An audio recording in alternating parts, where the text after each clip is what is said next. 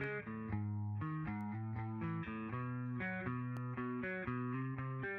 is. It's podcast day. We're excited. We're digging out there. What have we got? Oh, yeah. Dude, it's fucking podcast day. Takes you back to that time of when you remember what you were doing when you first listened to that album, or What is going on, you champions? That's right. Yes. What up? Podcast day. Two dudes talk music. Yes, and stew. I've been stewing on this shit all day. What is going on? Yes. It's that time. It's that time. Podcast time. Yeah, spill the beans, man. Spill the beans. We want it. We want this. The exclusive Yeah. details.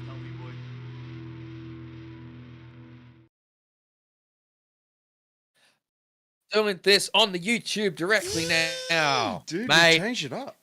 We got it working. We have a new Sorry home. for the hiccups last week, folks. We have a new home. YouTube decided to be weird about it. So, but yes, we're trying these live streams on YouTube now rather than putting them on Twitch because, well, we had some of you guys reach out to us and say, hey, we're finding the barrier to entry, a bit high. YouTube, we can just watch it. We've already got YouTube. We don't really want to make a Twitch account just to watch you guys. So, yeah, we're putting it on YouTube where the people are at already anyway. Yup. So yeah, that's the thing. Now we'll see how we go. Hopefully you guys are gonna tune in here, and Yeah. we'll see how we go. It's going to be awesome. But- and if you haven't already, like and subscribe. Go do that. Yeah, give us stuff, that, man. give us Give that us a like bit and of subscribe love. stuff. Give us a bit of that. It all helps.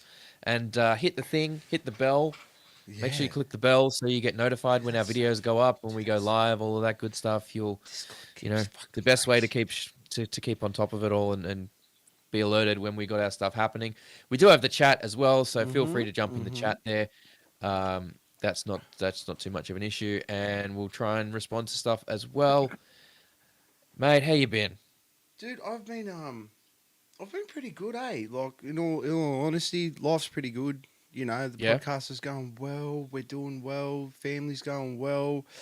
Just met some new people for some new drip, which is just Dem Things. If you haven't, just go check out the boys at Dem Things. I'll put up a post later. Just go check them out. They're awesome. Yeah, man. Other than that, we just heard about the passing of Ryan Tew from Polaris. Yeah, heavy Which- days, man. Heavy days. Yeah, it's always sad when you hear when you hear something like that, and it's just they're so massive. They had tours in Europe announced and stuff like that, and it's just such a sad thing. And our thoughts all go out to the boys at Polaris and the family of Ryan, friends and family of Ryan, wholeheartedly. So Absolutely. yeah, Absolutely. I can't imagine having to go through that. Our condolences definitely absolutely go out. Yeah. Friends and family and any fans that may find themselves mourning as well, because it's we all know how hard it can be when a favorite artist is no longer around. Yeah. And some people are going to find it harder than others. So I mean, Yeah, we always say at the end of every stream, try and be kind to one another, support one another, look out for each other. But especially at the moment, make sure you tell those that you love them. Tell the people you care about in your life that you care about them, because life's too short. We don't buy in that macho bullshit here. No. We don't buy into any of that shit. We're all about the love. So just make sure you look out for each other and tell the people that you love them, because life's too short otherwise. Yeah, man. Yep. And I love all you guys, everyone out there. Tipo, Matthew Van Horn, and Annihilator. Guys, thank you so much for joining in on the chat. Very much appreciated. It's awesome. It's awesome. It's awesome to see so many of you people here already. It's great. Great. And with that, we will we'll get into this, because with that, we got to keep it going. We're here to do a stream. We're here to talk about this band tonight, Ghost Complex. And I'll tell you what, I love these guys. These guys have been... Boy, I tell you what, man. They've been through some serious lineup changes recently. Yeah, but those boys are out here slinging these fucking riffs. Oh, they just hit the spot so well. So let's get into it. Let's get into another Two Dudes Talk Music podcast. With that, everyone, please welcome Jackson and Rowan from Ghost Complex. Guys, how are yous? You're good, man. How you going? Mate, we're All right. fantastic. Good to see you. Thank you very much for joining us this week. We really course. appreciate that. No, pleasure. Thanks for having us. Yeah. So, what have you guys been up to? What have you been listening to? What have you guys been doing? Yeah. That's a question. Yeah, it's a good question actually. We had in terms of band stuff, well, we had a very good time a couple weekends ago, doing some filming for a music video. Oh, we did do that, hey? Yeah, we did. Yeah, Jackson's Love just too that. tired. He's a bit too sleepy still. But Yeah. we definitely did that. And it is gonna look so sick. So we're very, very, very stoked on that. Yeah, we went all out on that one. Yeah, we did. Man, you guys go all out on your videos anyway. Like, how much more all out can you go? We Oh, this one- you'll see. Yeah, This one was hectic. Yeah. it's just like, I mean, for Mania and Eclipse, they were done in sort of afternoon to nighttime. This one was like 2 full days. Yeah. In like multiple locations, and it was just a really? lot of, and like Rowan had the idea of like having like some stage lighting and stuff set up for the video, and we were sort of wondering like, oh, does anyone here know how to program lights? And Rowan's like, I'll figure it out, and then figured it out the week leading up to the music video. Just like hired all these lights and just figured out how to program them to the song. So Rowan kind of carried in that thing, and It was fucking hours every night Yeah. after work, just programming lights. Gotta admire that dedication. yeah, it was not an easy task for him, but Riley's here. Hey Riley, how you going, baby Dude, cakes? the chat's going off tonight. Yeah, chat is popping off. I'm loving Yeah, this. this is great. We've got some chat. Is any Annihilator any Beer pog Buddy is my uncle. Any pog champs in the chat? Hey, dude, Dan Holloway. Dan Holloway, G'day. jeez, In the going chat. off, Yeah, we're going off. I'm man. loving this. Let's keep Jeez. going. Dan is a going. legend. Dan comments a lot on a lot of React channel YouTubers, and like suggests us in a lot of things. I've noticed because so often I see it. It's Well, fucking he's hit you awesome. up straight So, away. love you, Dan. When is Psychotic coming out? When is Great Psychotic question. coming out? We don't know. We'll let you know when we know. Yeah. It's TBA on that one. yeah, we've been playing it live for almost a year now, and Oh. Yeah. it's done. It's done, but there are some things we've got to confirm, we'll say, before we have a release date for it. But it's all finished, and it's just a matter of like, I could say like an estimated thing of when it'll come out, but our plans change so much that like I could be like, oh, it's gonna come out around this time, and then we end up binning it and releasing it in 5 years. Like, it's like whenever in any interview ever I've said, oh, you can expect it maybe around this time, it's either been like way later or way earlier. So I'm just gonna say we don't know. Come to a live show and hear it then. That's definitely one of my favorite songs to play live. It definitely goes so hard. It's my baby. So I definitely cannot wait until that song is out and you can hear it, because it is insanely good. Yeah, listening to it puts everything we've ever done prior to shame. In fact, all the new Yeah. songs do. all the Oh, new wow. songs is just like, I don't really know how to describe it, man. But like, you think of what our old stuff was from like Dark Matter and also Mania.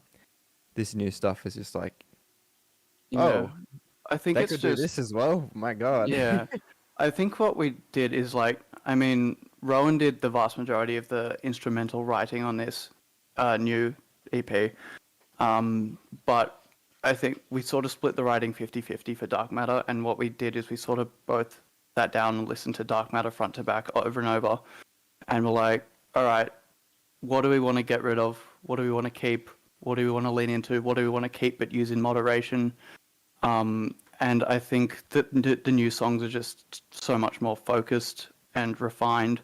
Like, if you like dark matter, you'll like the new stuff. It's not like it's just we're very proud of that EP, but it was sort of all over the place and was a bit like let's just throw all this stuff at the wall and see what sticks. Some of it did, some of it didn't, and this new stuff is just a lot more like, okay, we know it worked, we know it didn't work, so let's go down the things that did work and expand on it. And it just doesn't sound as much like a clusterfuck of random songs. Like, I mean, the core gentiness is still there. Like, it's still a gent album, or EP rather, or genty metalcore, whatever you want to call it. But like, in terms of the extra stuff that sort of makes us, I guess, a bit more unique, is a lot more refined. Like on Dark Matter, there was, trap stuff, there was hip hop, there was dubstep, there was EDM, there was fucking synthwave. Whereas this, we kind of said like, all right, let's maybe save some of the trap stuff for the future, and let's lean more into the EDM, synthwave, cyberpunk stuff. Say you guys are just redoing new metal. We're not. He's I don't like he's a lot of a lot of look, people have look. said that they hear new metal in their stuff, and There like I is can so hear it in much. some of it, but it's like Tell Rowan me and the I are kid just that like grew all up with it. gent. You grew up with it, yeah. Yeah. Oh, we grew I up with it too. didn't. Like I love new metal, but I it's did just not like grow up listening to that. yeah, and yeah, I guess maybe the new stuff's a bit more genty because it's a bit more Rowan or a lot more Rowan, but I guess a lot of the new metal stuff probably would have been me Well, here's on the thing. dark Though. matter. Here's the thing. I feel like the new metal discussion is yes, there's a new metal revival happening at the moment. That's undeniable, right? It's Oh, out there. It's 100%, happening. yeah. It's in the fucking ether. It's wonderful to see. But I Yeah. think so many people that are in metal bands these days playing metal that are around this kind of around our age bracket, like the influence of new metal is there whether we're doing new metal or not. And I say that in the sense of 100%, yeah. the ability, Whether you like it or the not, it's there. open-mindedness, the willingness to go, all right, yep, we're doing metal or we're doing this type of thing, but we're fusing so much with it. That's what Yeah. metal I think is. that's the key influence around that comes from new metal, whether you're doing that like rap metal style or not. Yep. The legacy of that is the openness and the fusion and the experimentation, I think. Yeah, 100%. It's still like, I mean, we're still influenced by it. I definitely am. Like, I grew up listening to Linkin Park and Slipknot and Korn.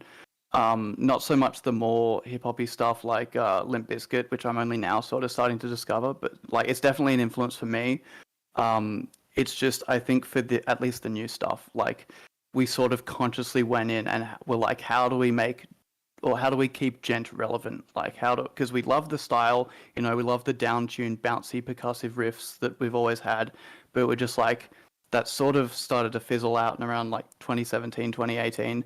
We still love it. How do we keep it relevant? So I think it was a bit more of a conscious thing. But I mean, the new metal stuff is always like, I mean, for me at least, it's always going to consciously or subconsciously bleed into the music one way or another.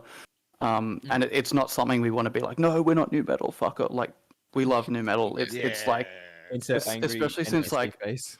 yeah, You talk about especially Limp Bizkit, since you talk about Limp Bizkit there. Like Wes Yeah. Borland's an amazing guitarist, dude. regardless Oh, yeah. of style. You know what I mean? Like, you take the new 100%. metal out of it, he's still an incredible guitarist. So it's awesome to see.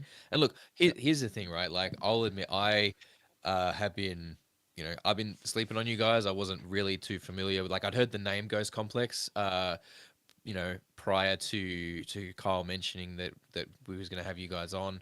But full disclosure, I hadn't listened to any of the stuff. I hadn't heard anything of it.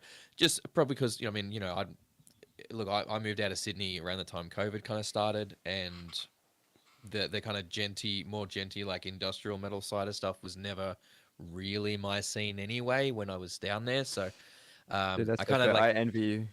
I was kind of like I wasn't kind of super in those circles to start getting the whispers around you guys, but like since Kyle's mentioned it, it's holy fucking shit. Like you guys Thank you. you guys do what you do and you do it so fucking well. Like everything about it is really on point, which I think is like the production is really high quality, which is absolutely an essential factor for that style. that you guys are Mhm. doing. Oh yeah. It's you can't do that style without like you can't really do that style with poor production. So No. Yeah. And they were on it's full really showing digital through rigs there. live. They were like Yeah. my Yeah. first. You Okay. guys were my Okay. first digital rig experience. You were my first live show. Really? First live local show that I've seen full digital. Yeah, We all know digital's how the way to Carl's go Yeah. about now. that. Like analog's mad in because it's like you can have two of exactly the same analog amps, right? Made the same year, same model, and everything. There's always going to be like little unique things that make them sound different. So Yeah, analog's but cool for its sort of yeah. inconsistency, but if you're playing live night after night after night, digital's just like these days it sounds basically identical to analog, and B it's pretty much it's just so much more reliable and consistent. You don't have to fuck with knobs. Like everything you do can be made into a preset.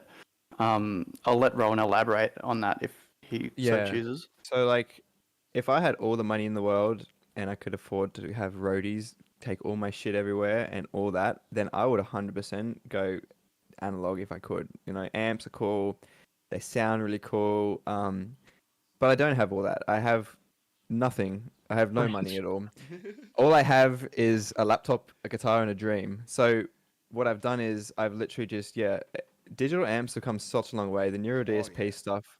So I use the Gojira Archetype Gojira Live because it has the drop pedal, the whammy as well, and it's really handy. Like I don't retune the guitar live. I just use one guitar and we play different tunings. I just use the drop pedal on that Gojira Live for everything.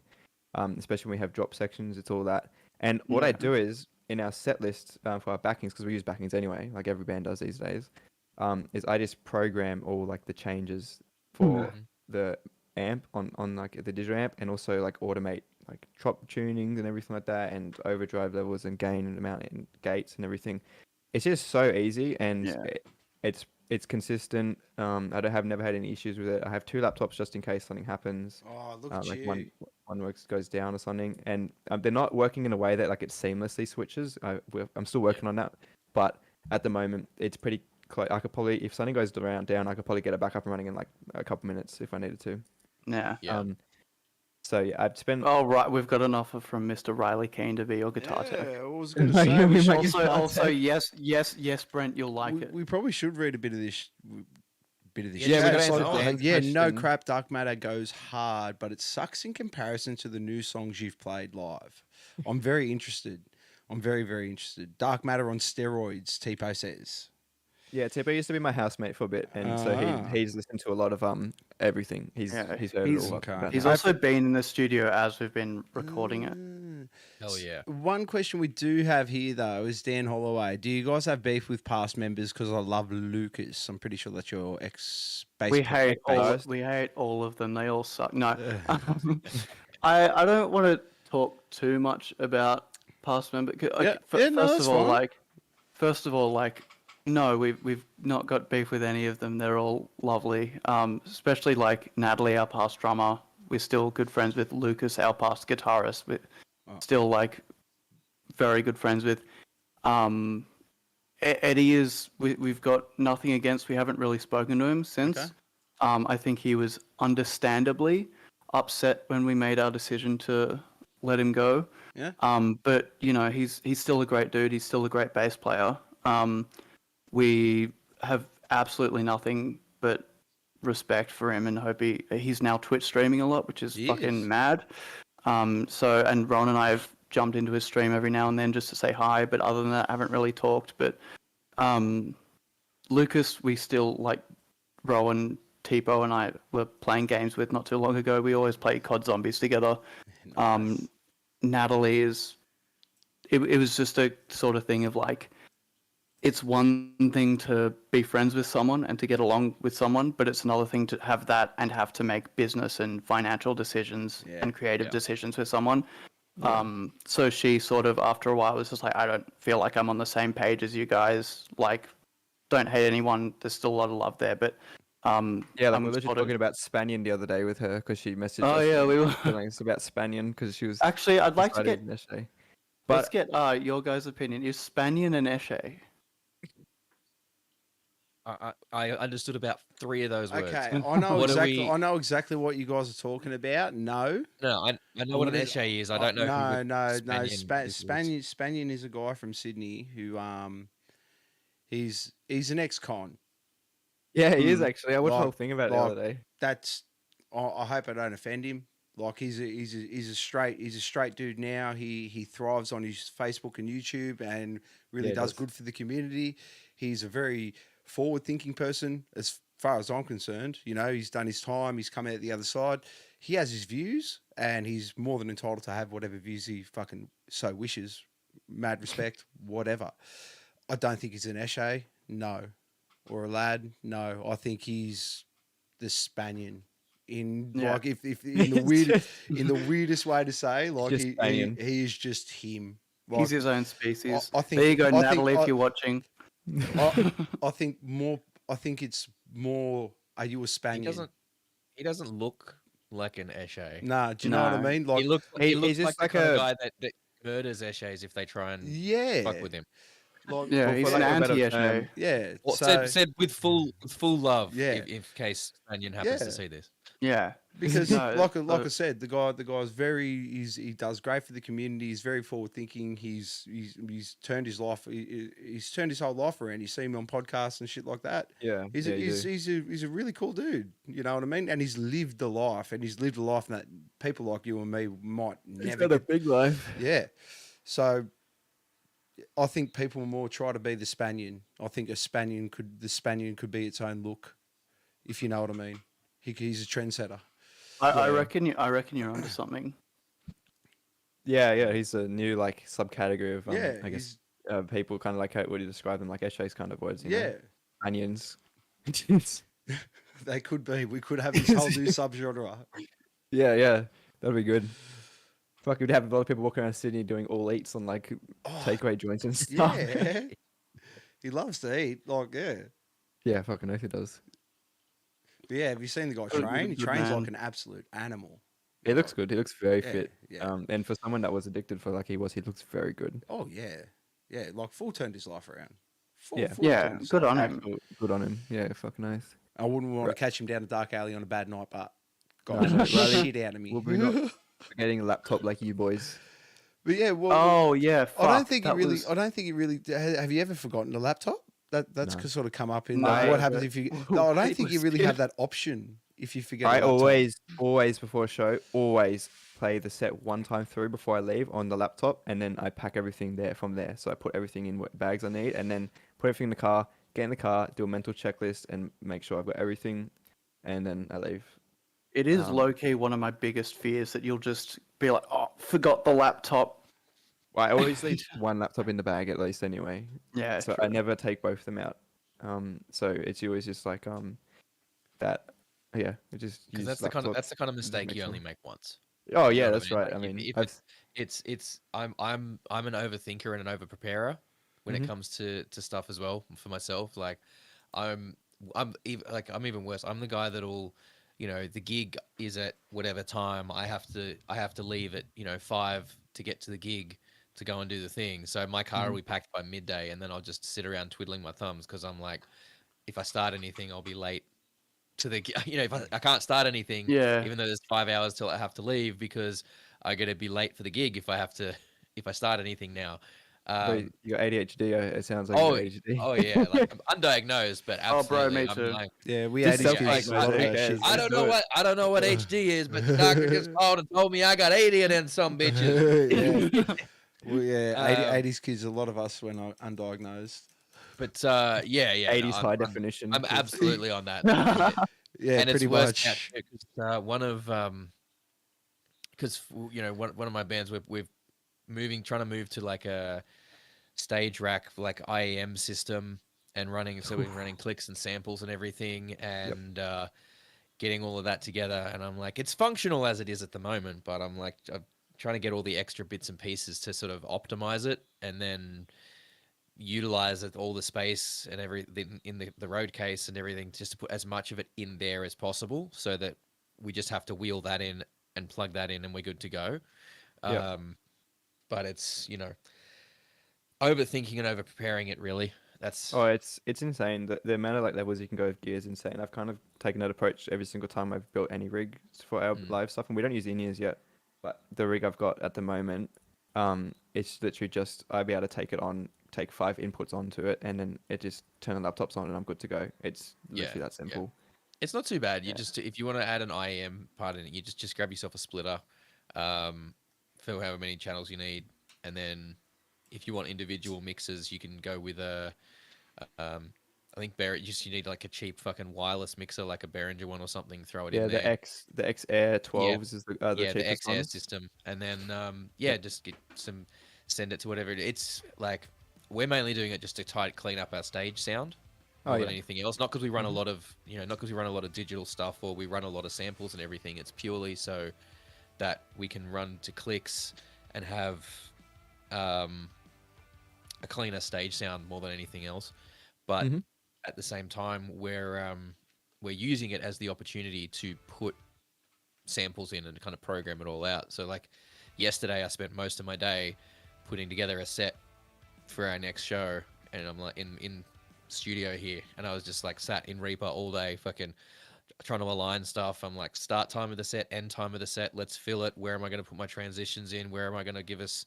Where are we going straight from one song into the next? Just programming the whole set out like that. And that's even without a lot of synth backing and stuff. I'm sure you guys have way more like in the way of like backing tracks running for all that stuff. But I usually I usually compile them all together, so it's just easier. I have like buses, groups of everything. That's the plan eventually.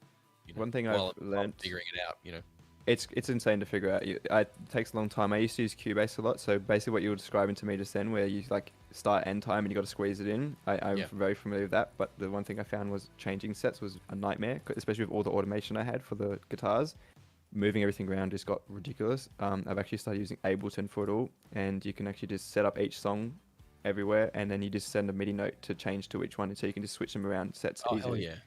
Hell yeah. So it's thankfully I don't think we're going that extreme. I'm like, like my guitarist was like, oh, I'm restringing one of my guitars. I'm gonna put it in drop A. I'm like, motherfucker, can we just stay in one tuning, please?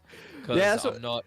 That's what I said to Jackson. Yeah, that's the shit around. Like, It's the cool thing about using Gojira Live is we don't have to switch guitars and we can use whatever the fuck tuning we want. Like Rowan, his guitar is tuned in drop G sharp, and our new songs are in F, or Mania onwards is in F, and then I'm pretty sure every song on the new record has a pitch drop to C.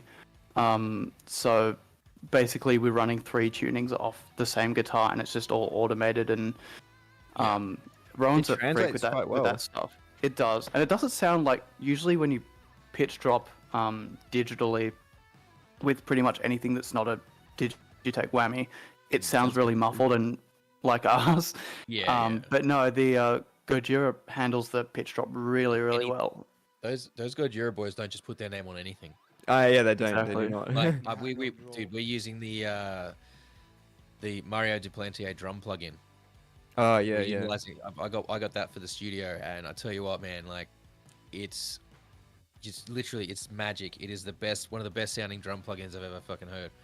And everything's kind of, I mean, you've got a massive degree of production control within the plugin itself. So you've got like you can put like mixing, you can do, there's some like compression, EQ, basic EQ you can put through it all there. You can change microphone positioning on stuff as well, so you can get a fully produced drum sound right in there. And yes, you can go to the extra trouble of doing like external sends if you want to put other effects on things and mix it outside of the plugin. But it's such a powerful plugin there, and it's incredible. And having that drum sound is huge, because all their drums sound fucking enormous. So no, they do. Go analog when you guys record, or do you guys just record everything in house now? And all digital. We do all digital. Everything digital. When we write songs in the studio, they'll produce that as well. We've been getting actually into programming everything. So we program guitars, bass, and drums for writing stuff. We track guitar for recording. Well, I was going to say when we get recording with a track, but we write them. We program everything because it's so much easier. Yeah. But yeah, everything's it's all digital. We don't use any analog amps at all. It's also, if you're a shit guitarist like me, it means you don't have to worry about needing to be able to play the parts to write them. Yep. And again, no, don't have to fucking retune guitars or anything if you want to pitch drop or work in a different tuning. Yeah, no, it's made writing a lot easier and more fun. Could you imagine this, Raph? Like if we had this sort of stuff when we were their age? Bro, My God. bro, I can't. You got. No, Because this is what we talk about. Well, look, in the stream no, we pretty had regularly, the bean. We had the bean. We had the bean, but that was like the stepping stone. But like Viliardi still use. we talk So- about it so much on the stream. It's like you guys walked in to like the best time of music and metal in general. It's like the information is all there at your hands, especially with these new pedals and stuff like that, which I've now delved into, sort of getting back into playing guitar and that. But there's just so much out there to literally make your live rig so small, and it's all about convenience now. Yeah, we've got a box like this big now. Yeah, it's- I'll show you. That's Yeah, look. our entire. That's it. Oh, yeah, there it That- is. Oh, That box that you can see there with the That box with of the, tissues with the with the wank tissues off coming out of tissues it. on top. But yeah, they got the power conditioner, DI box, other thing, fucking interface, and my wireless, and that's it. And then the laptop sits on top. so how does it sound on stage? This is Huge. my this is my weird thing, right? Because now getting into it, I get the digital thing. I completely get it. I've turned around as far as the live aspect goes. But as far as when you guys are standing on stage, what can you actually hear? Well, we get foldbacks on stage, Yeah, so we just it fully depends on the front of sound house engineer. system and the sound engineer. We've started hiring our friend Mackenzie to do sound, just so because we've played at some venues and it's amazing sound. We've played at some venues and the sound is absolutely horrific. So at least he's our friend, so he knows the ins and outs of our music and what we need, and B, it's just a consistent across every venue we played. And there's even some stuff where we played a show with Banks Arcade at the beginning of the year where we didn't get a line check. We got a 5-minute line check, and he just look, your first track might sound a bit dog shit because I'm going to be mixing it as you go, but about halfway through he got it to sound great, and he's been amazing really ever good. since. Yeah.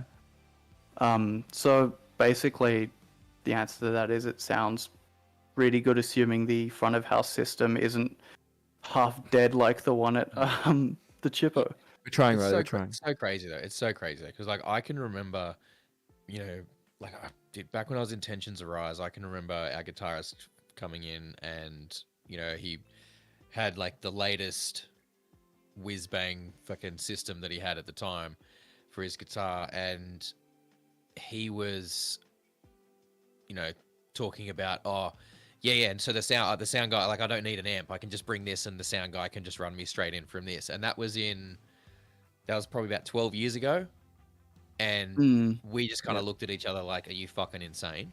No sound guy is gonna do that. And then we went to a gig and he got into the sound guy fucking argued with our guitarist no, I'm not doing that. And he's like, well, I don't have an amp, this is what I've got. Yeah. I haven't brought an amp. This is what I brought, this is what I'm using. So they did it, but the fact that the sound guy was so argumentative about it, and the idea was just such a foreign concept just 12 years ago. Yeah, I think everyone has to mix foot these days.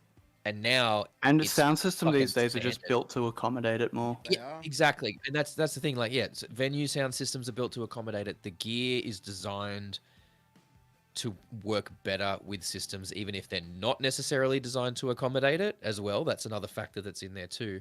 Yep. And the modeling has gotten a lot better as well. And that's one of the key things I think is because previously 12 years ago the modeling was just not up to the standard. No, And- I still remember using what was that for? I can't remember what it's called, but yeah, it was 9-6 something. it was like I said- it was Pod Farm, and I remember I'll still it use was fine for what it was. The architect's And it doesn't presets sound- and pod farm. Yeah, it doesn't sound bad, but it's very obviously digital. that. Yes. Yeah. I completely agree with Whereas that. Whereas nowadays, okay, hang on. What about this though? Viliata, who are Thor, they still record using the Line 6 Jelly Bean. All their tones for the new stuff that's come out is all through that. No shit. Yeah, because the guy records it through that and just sends it to Buster, and then he mixes it. Well, That's what they use Queen- for the whole thing. Queens of the Stone Age, like all the guitar is recorded on that like fucking like little fucking 20-watt thing, like combo amp or whatever. That's how they Yeah. get their fucking tone. So it's like you've got the right people can pull good sounds out of it. You know, Yeah, and definitely. Oh, the yeah, key for thing. sure. Like, and the problem is that certain pieces of gear are a lot harder to pull really good sounds out of, and Oh, you yeah, need the amount of knowledge of the gear and of music Mixing. to get there well, I guess sometimes. that's another Yeah. thing is now that mixing and production in general is so much more. I guess you can do so much more with it, so it's not as difficult to pull a good tone out of, a pod farm or a jelly bean or. Completely agree. It's yeah, Or Line because 6 I remember. Yeah, well, I mean, and to be fair, a lot of those On metal budget mode. things, a lot of those budget preamps and whatever, you can still get decent tones out. Like Rowan, up until maybe up fifth or sixth row, was using a Line 6 pod, and it HD. sounded fine. Wasn't the best tones I've ever heard, but it wasn't like absolute dog shit. It was a So- world difference. Yeah. Holy shit. Yeah. The Gojira is significantly better, but it wasn't like, oh, this tone's so fucked, we need to fix it. It was just at a point where like we think we need better tones. Well, I mean, the gears, the budget and intermediate level gear space has gotten a lot better. Mm. And, To be there's a honest- lot. The cost has come down on a lot of this stuff, and the quality has come up on quite a lot of it. So To be Yeah. quite honest, though, I'm gonna be like real. You will probably find that you'll get a good tone out of any of these digital amps, even the shit old ones, if you just use a better cab sim. That's the Yeah. problem with all of them is the cab sim. So if I was using the pod live still, but I had an actual cab on stage, like when I had my orange cab, it sounded a lot better than using the inbuilt cabs on it, and that's the case with pretty much all of them because the IRs just weren't there back then. So yeah, majority of the time, even in like the Gojira stuff as well, or any of the Neuro stuff, if you use proper IRs like cab sims for from other things, using like a torpedo 2 notes thing or something, or just going through an actual cab, you will get a way better tone. definitely. That's that's definitely a strong part of it as well. And I think it's almost an uncanny valley situation. I think that's what I sort of compare it to in my head. When you've got CG graphics and they get more and more real to the point where they're so close, but they're just not real enough, and it kind of they're fine, and then you get to the uncanny valley and it just fucking nosedives with how okay it looks because it's too close without being perfect. I think there's definitely a similar experience in terms of that auditory side when it comes to digital simulations of real amplifiers as well. Yeah, exactly. That's right. Yeah. Yeah. I'm going to read some of this chat. We got, are all the new songs as pissed off as Psychotic? I'll let you No. answer that, Jackson. No. Yeah. No? Okay. There you go. No. Psychotics definitely. I think that was Rowan wanting to out Heavy Mania. And I think That he was succeeded. that was done in the instrumental before the fucking Yeah. That no, Psychotics definitely probably the heaviest song we've got, full stop. Both and lyrically it's like a very It is very heavy. pissed it's a very pissed off, angry song. And it's like just sort of like it's fast paced. It's got some real like all the guitar parts in it have buzzsaw synths underneath it. It's just a very like we just wanted to make it sound as aggressive. But no, the short answer Yep. is there's still lots of heavy on the record, but there's I think this time around a little bit more melody, a little bit more dynamic. I think But, you could say that the theme though is heavy of the EP and the whole. Oh, the yeah. whole, like Psychotic, I think is definitely the heaviest in the themes and the most pissed, but the rest of it is still heavy in like in a themes sort of like way. yeah, in Jackson's lyrics. Yeah, Rowan's very right in that it's it's sonically very dark. Like Yes. to the music nerds who know what I'm talking about. To give a bit of fan service to Tipo Rex, it's heaps chromatic. It's like the riffs are very chromatic.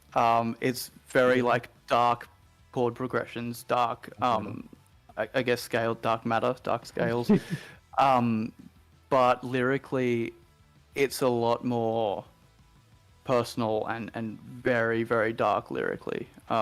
It's something I had to pull out of in the depths of my brain. So it's all a lot more heavy in that sense. But in terms of like aggression, Psychotic is, I always like whenever I'm trying to get people to listen to metal and they're like, oh no, it's about killing people. Like Psychotic is 100% about killing people. It's the rip someone's head off song. That's just like the person it's directed at. I was just sort of sitting there thinking, how can I like tear this person apart as like much as I can. This is what Jackson looked like when he was writing it. Yeah. That's Yeah, and but no, that song is that song's Rowan's baby, and I always make the Yeah, that's joke my that baby. I always make the joke that with this EP I took all Rowan's hard work and made it about me. That's what you meant to do as the front man. Yeah, I know, exactly. I know it's just very like because I mentioned Dark Matter was very sort of 50-50, but Rowan sort of solo carried with this with a lot of help from our producer Nat. I don't want to sit here and be like, yeah, we did everything. Like Nat really helped guide us and all that. But fucking Producers are the best. Good producers. Yeah. are the best. He's a good producer. Yeah. Rowan was very He's our bestie. yeah, besties in your section. Yeah, no, Rowan solo carried on this EP, and So fun fact about Psychotic as well, for the people that are watching and you too as well. That song was actually written because I found a really cool synth one time when we were trying to write, and it had the melody of it, like the main riff part, and I was like, that's really cool. So I figured it out on guitar and wrote to it, and then like I just wrote like a basic demo for it, and then we're like, okay, we need to get ideas for a song. So I went back, revisited it, and then made the riff more interesting, and then just like completely wrote that song start to finish like through, and I was just like, yep, Yeah. So, I mean, this is what it needs. yeah, I mean, he makes it be sound worse. simple, but there are like be more- 9 or 10 different versions of that song in Could, Yeah, could in be more the- egregious. in You our could do Google what the Drive. Gorillas did and just use the preset. Yeah, I saw that TikTok the other day of him just like straight up using that Yeah, sample. it's just yeah. straight up. It's the fucking preset. Like, what Yeah. the hell? But that was one of the like usually when we take songs to Nat and take songs into the studio, Nat's like, this is cool, this is cool, this is cool. Get rid of that. Maybe shorten this part or let's expand on this, and he'll sort of tear it apart and like we'll maybe rewrite some sections or switch some parts around. But that one was that was one of the few songs that we went in, and Nat was like, "What do you want me to do to this? Like, this is pretty much there." I was like, don't touch it. It's my baby. Um, Don't touch it. Yeah, But then, yeah, they somehow managed to make it better than the original demo Rowan had, and it's probably my favorite song we've ever. Definitely one of my favorite songs we've ever done. I think it. I think the other one would be the intro. all song, over to be Dark honest. Matter. Is that Car with Square Wheels? So, so I don't want to say if the you've ever actual been- name. I know. If you've been to one of our live shows, you'll know that there's like this intro that plays over the at the start. It's got this cool voice and everything. That one was cool because basically I had an idea in my head of what I thought the cool intro would be, and I was like, Jackson, write me like a paragraph or something that you think is like gonna fit the EP. Yeah. And He so he said, did. "Write me something that's existential." And so he did, and then I went. Actually live streamed this on Twitch. I don't have it anymore because I didn't save it. I'm really fucking annoyed about it. But I literally live streamed writing that intro from start to finish, and then we pretty much just like took it in the studio and just made it even better with that. Because like, so a lot of the stuff is actually like, I think this is probably my favorite stuff we worked on because it's been a bit more thought, like we said before. But yeah, it's Yeah. Yeah, there It's was cool something- and like if what your last EPs was complete chaos, if what you guys are saying, I can only imagine what structure is going to do to it. well. oh, here's the thing. Roran, do you want to? Oh, I was gonna say like it's more.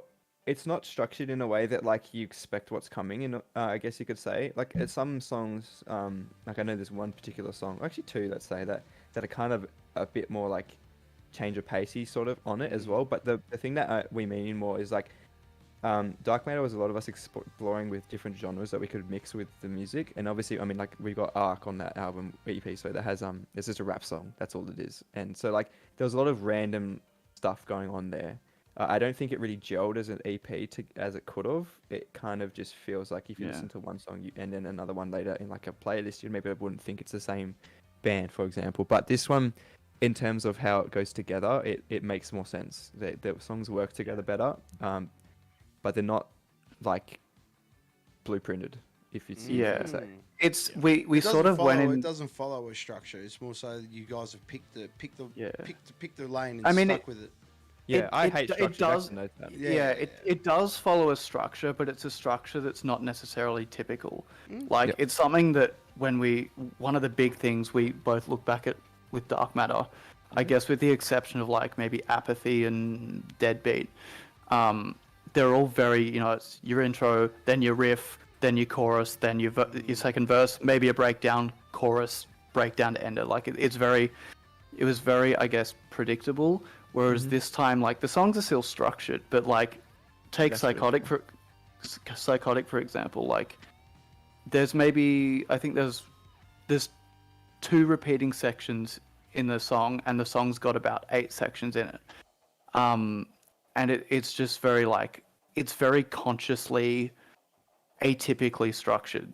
So we made an effort to sort of go out of our way and be like, they think that we'd go into a chorus here, but we're going to go into a breakdown or another riff, or maybe like there's one song where like that we've also been playing live. Again, if you want to hear it, come see us. Where like we got to a point when we were writing it and we were like, okay, so we put a breakdown here, and we kind of wanted to be like, that's what everyone would think is going to happen, and we put in like some fucking dance beat instead. And it's so it's sort of like it's not unstructured, it's just not exactly what you think. No, it's not the typical structure. Yeah, which is good. It's your structure. It's the way you. Well, we hope so anyway. Yeah. That's what we like to think anyway. At the end of the day, look, there's obviously there's formulas to doing this stuff, and people have a structure. Like if you go to pop songs, you know what I mean. But even then, what makes those songs stand out is when they go off and they don't do it the typical way. But it sort of sits there in that typical way, in the weirdest sort of sense. Yeah. I guess, especially since this EP instrumentally was mainly Rowan, it's a lot easier for me, at least, to stick to a structure. I'm not super good at deviating from that. Usually, the songs change from their original structure that I write when either Rowan or Nat intervenes and like either adds something or changes something. But Rowan was very, like even with Mania, we rewrote that whole middle section because when we got the first, like, I guess, tracking bounce back or production bounce, whatever you want to call it, from our producer, Rowan was just like, this seems too structured. I really don't like that. It's the chorus, then 40 seconds, then another chorus, and then the end. So we went in and I just like through composed a lot more. Like, and I think the one song that like really makes like everyone should know that will make it obvious is World Eater by North Lane. That song is just through composed the whole way through. Like nothing repeats pretty much. It's just changes. It's interesting. It's done really well. That's kind of what I aspire to do. Is something like that most of the time when I'm writing. I try not to do like choruses and stuff because And the thing about the thing about World Eater as well, it's like you wouldn't. It was only when Rowan said that to me that it's through composed. I was like, oh fuck, it is. Like it flows so smoothly that you don't really notice that it's a bit chaotic and unstructured. Another one that's a perfect example, I think, at least for us, is Talking Heads by North Lane. Is like there are lyrics that repeat in that song, and there are like vocal lines, but instrumentally there are no repeating sections. So it makes the song feel more structured than it is, and like that's sort of what we tried to do with, especially Psychotic. Like there's next to no repeating sections in that, but I try to give it a bit more structure with like vocal patterns and lyrics that sort of pop back up, that sort of make it seem a little bit more cohesive. Not that it's not cohesive. So you always got that sort of there's some at some point there's a repetition, so there's something to follow as opposed to. Exactly. Yeah. It's kind Let's of just like try to a Night to Sidonia. There's no, Yeah. you know, like Yeah. so, but you have that one line that sort of holds the whole song together. Exactly. And it's like we like choruses, but we don't want every song to have, you know, the big open chorus that you Yeah. expect. Yeah, That's yeah. good. It's, The way you guys approach your writing is very it's well thought out. It's different. It's good. Yeah, I mean, it can be a real challenge to break away from that as well. Mhm. That Yep. that typical thing, because like everyone's so used to Verse, chorus, music. bridge. Yeah, like Mhm. that's the Chorus, way and- music is done has become so homogenized, even across genres. Like the idea of songs having certain structures is, you know, it's that's just kind of been ingrained over. You know, where are we now? 2023. So let's say that's been so ingrained over 70 plus years, 80 years, 100 years of music. It's Yeah. kind of just what happens, you know. It's breaking away from that's really challenging. Like something you look at a lot of early Corn stuff. Early Corn stuff is atypical song structures a lot of the dude, time. hard. You know, they kind of go in a lot of different directions where you might not expect they're going to go. Some of the songs are more standard, but a lot of them they have these weird play things that they go all over the place. Mhm. Even something like what was the one I was thinking of before? Even the first couple of like the first few Lamb of God albums are almost a little bit atypical on some of those songs as well.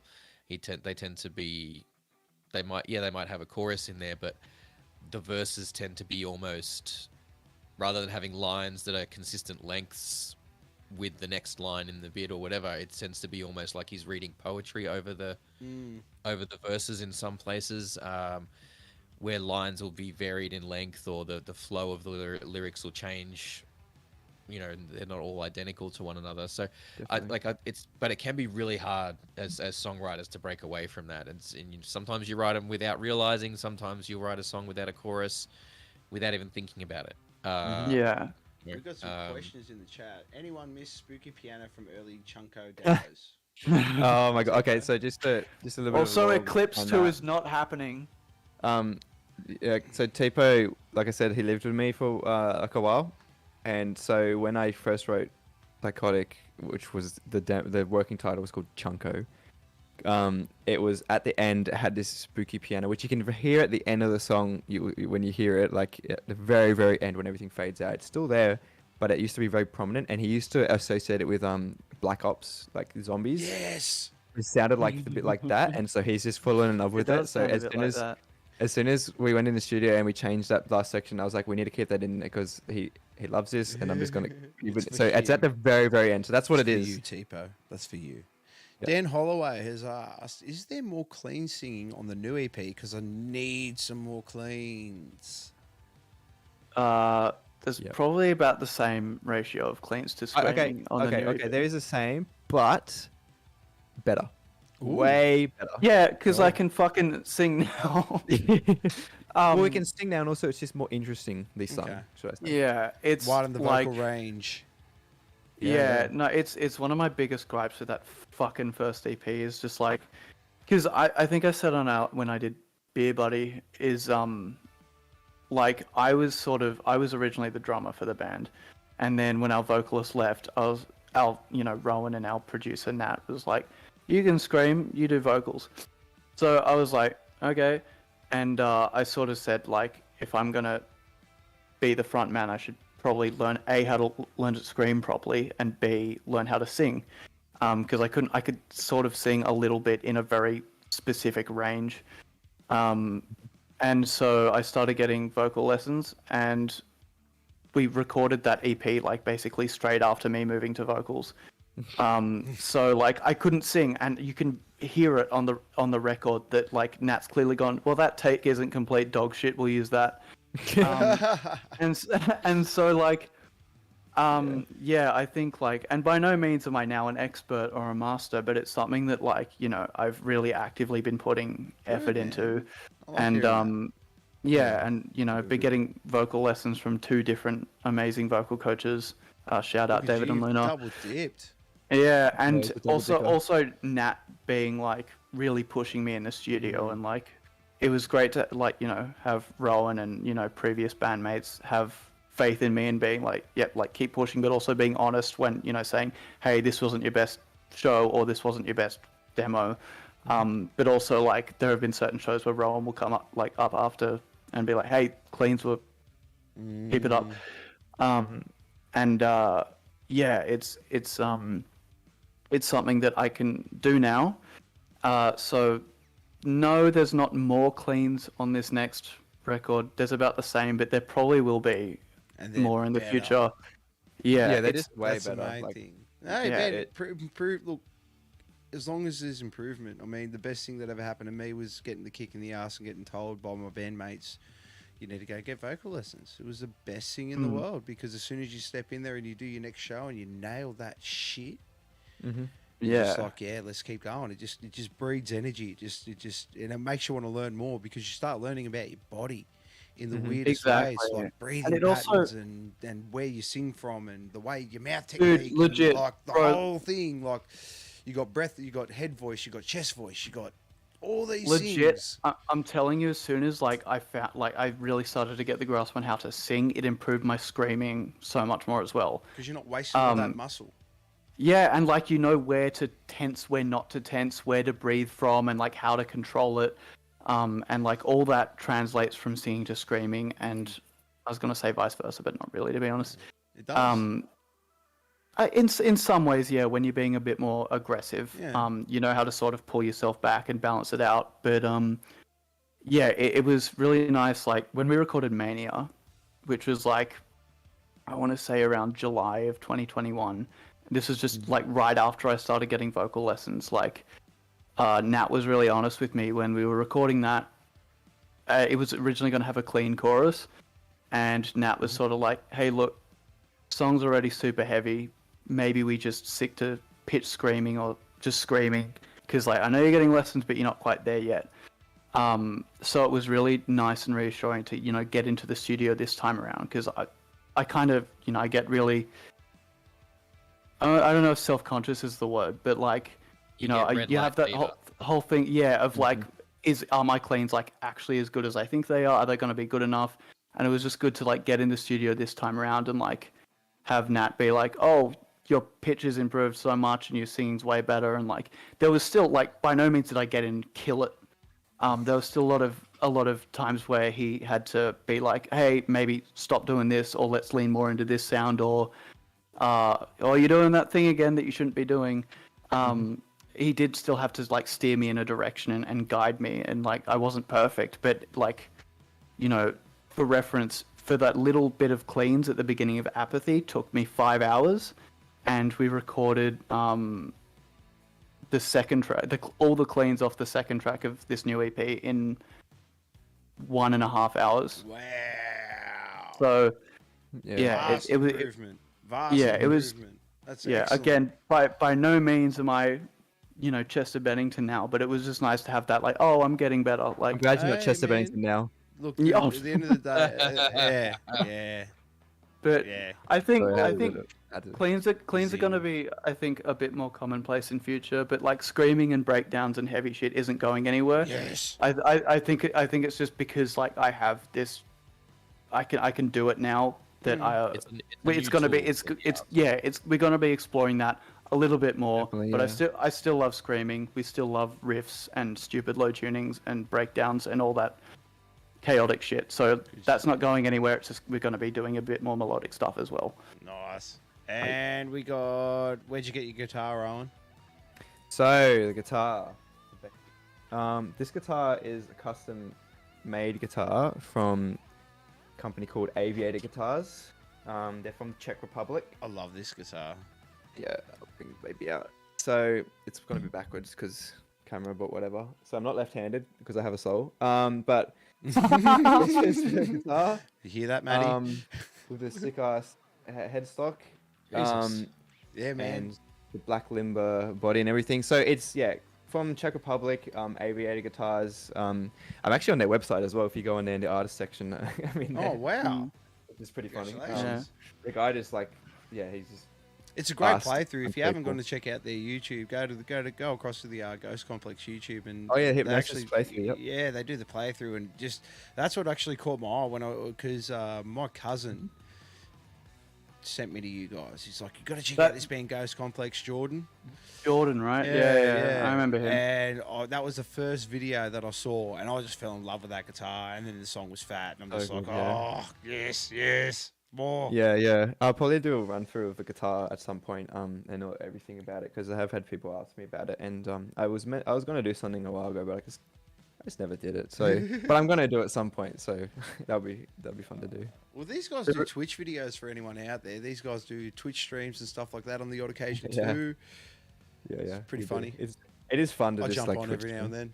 then. Yeah. I've got to get back We'll into that, man. Yeah, I mean, that really, especially through the pandemic, I think for a lot of bands, very much became a way to continue to connect with their fans when live shows went away. I know that. I know like Matt Heafy's been doing Twitch stuff since even before then, I think. But Oh yeah, he's been on the vapes. you know, you got like people like Devin Townsend started doing.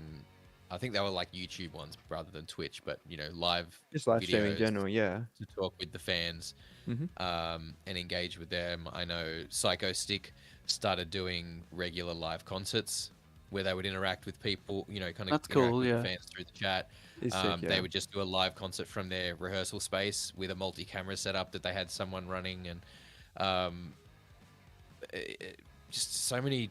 I mean, even Rob Flynn from Machine Head does live streams very regularly now. So it's become much more common, and you can kind of tell. I think it's been a really great way for a lot of bands to interact with their fans on a new level that you haven't been able to get before. Yeah, 100%. It's Yeah. allowed fans to gain a bit more insight around and who these personalized as people well. are. Yeah. I don't think it's helped issues around parasocial relationships, but I think it's We been love a the really, really parasocial good Twitch community. It's a I- really, I- really good opportunity for bands to connect with their fans. And get feedback, automatic feedback.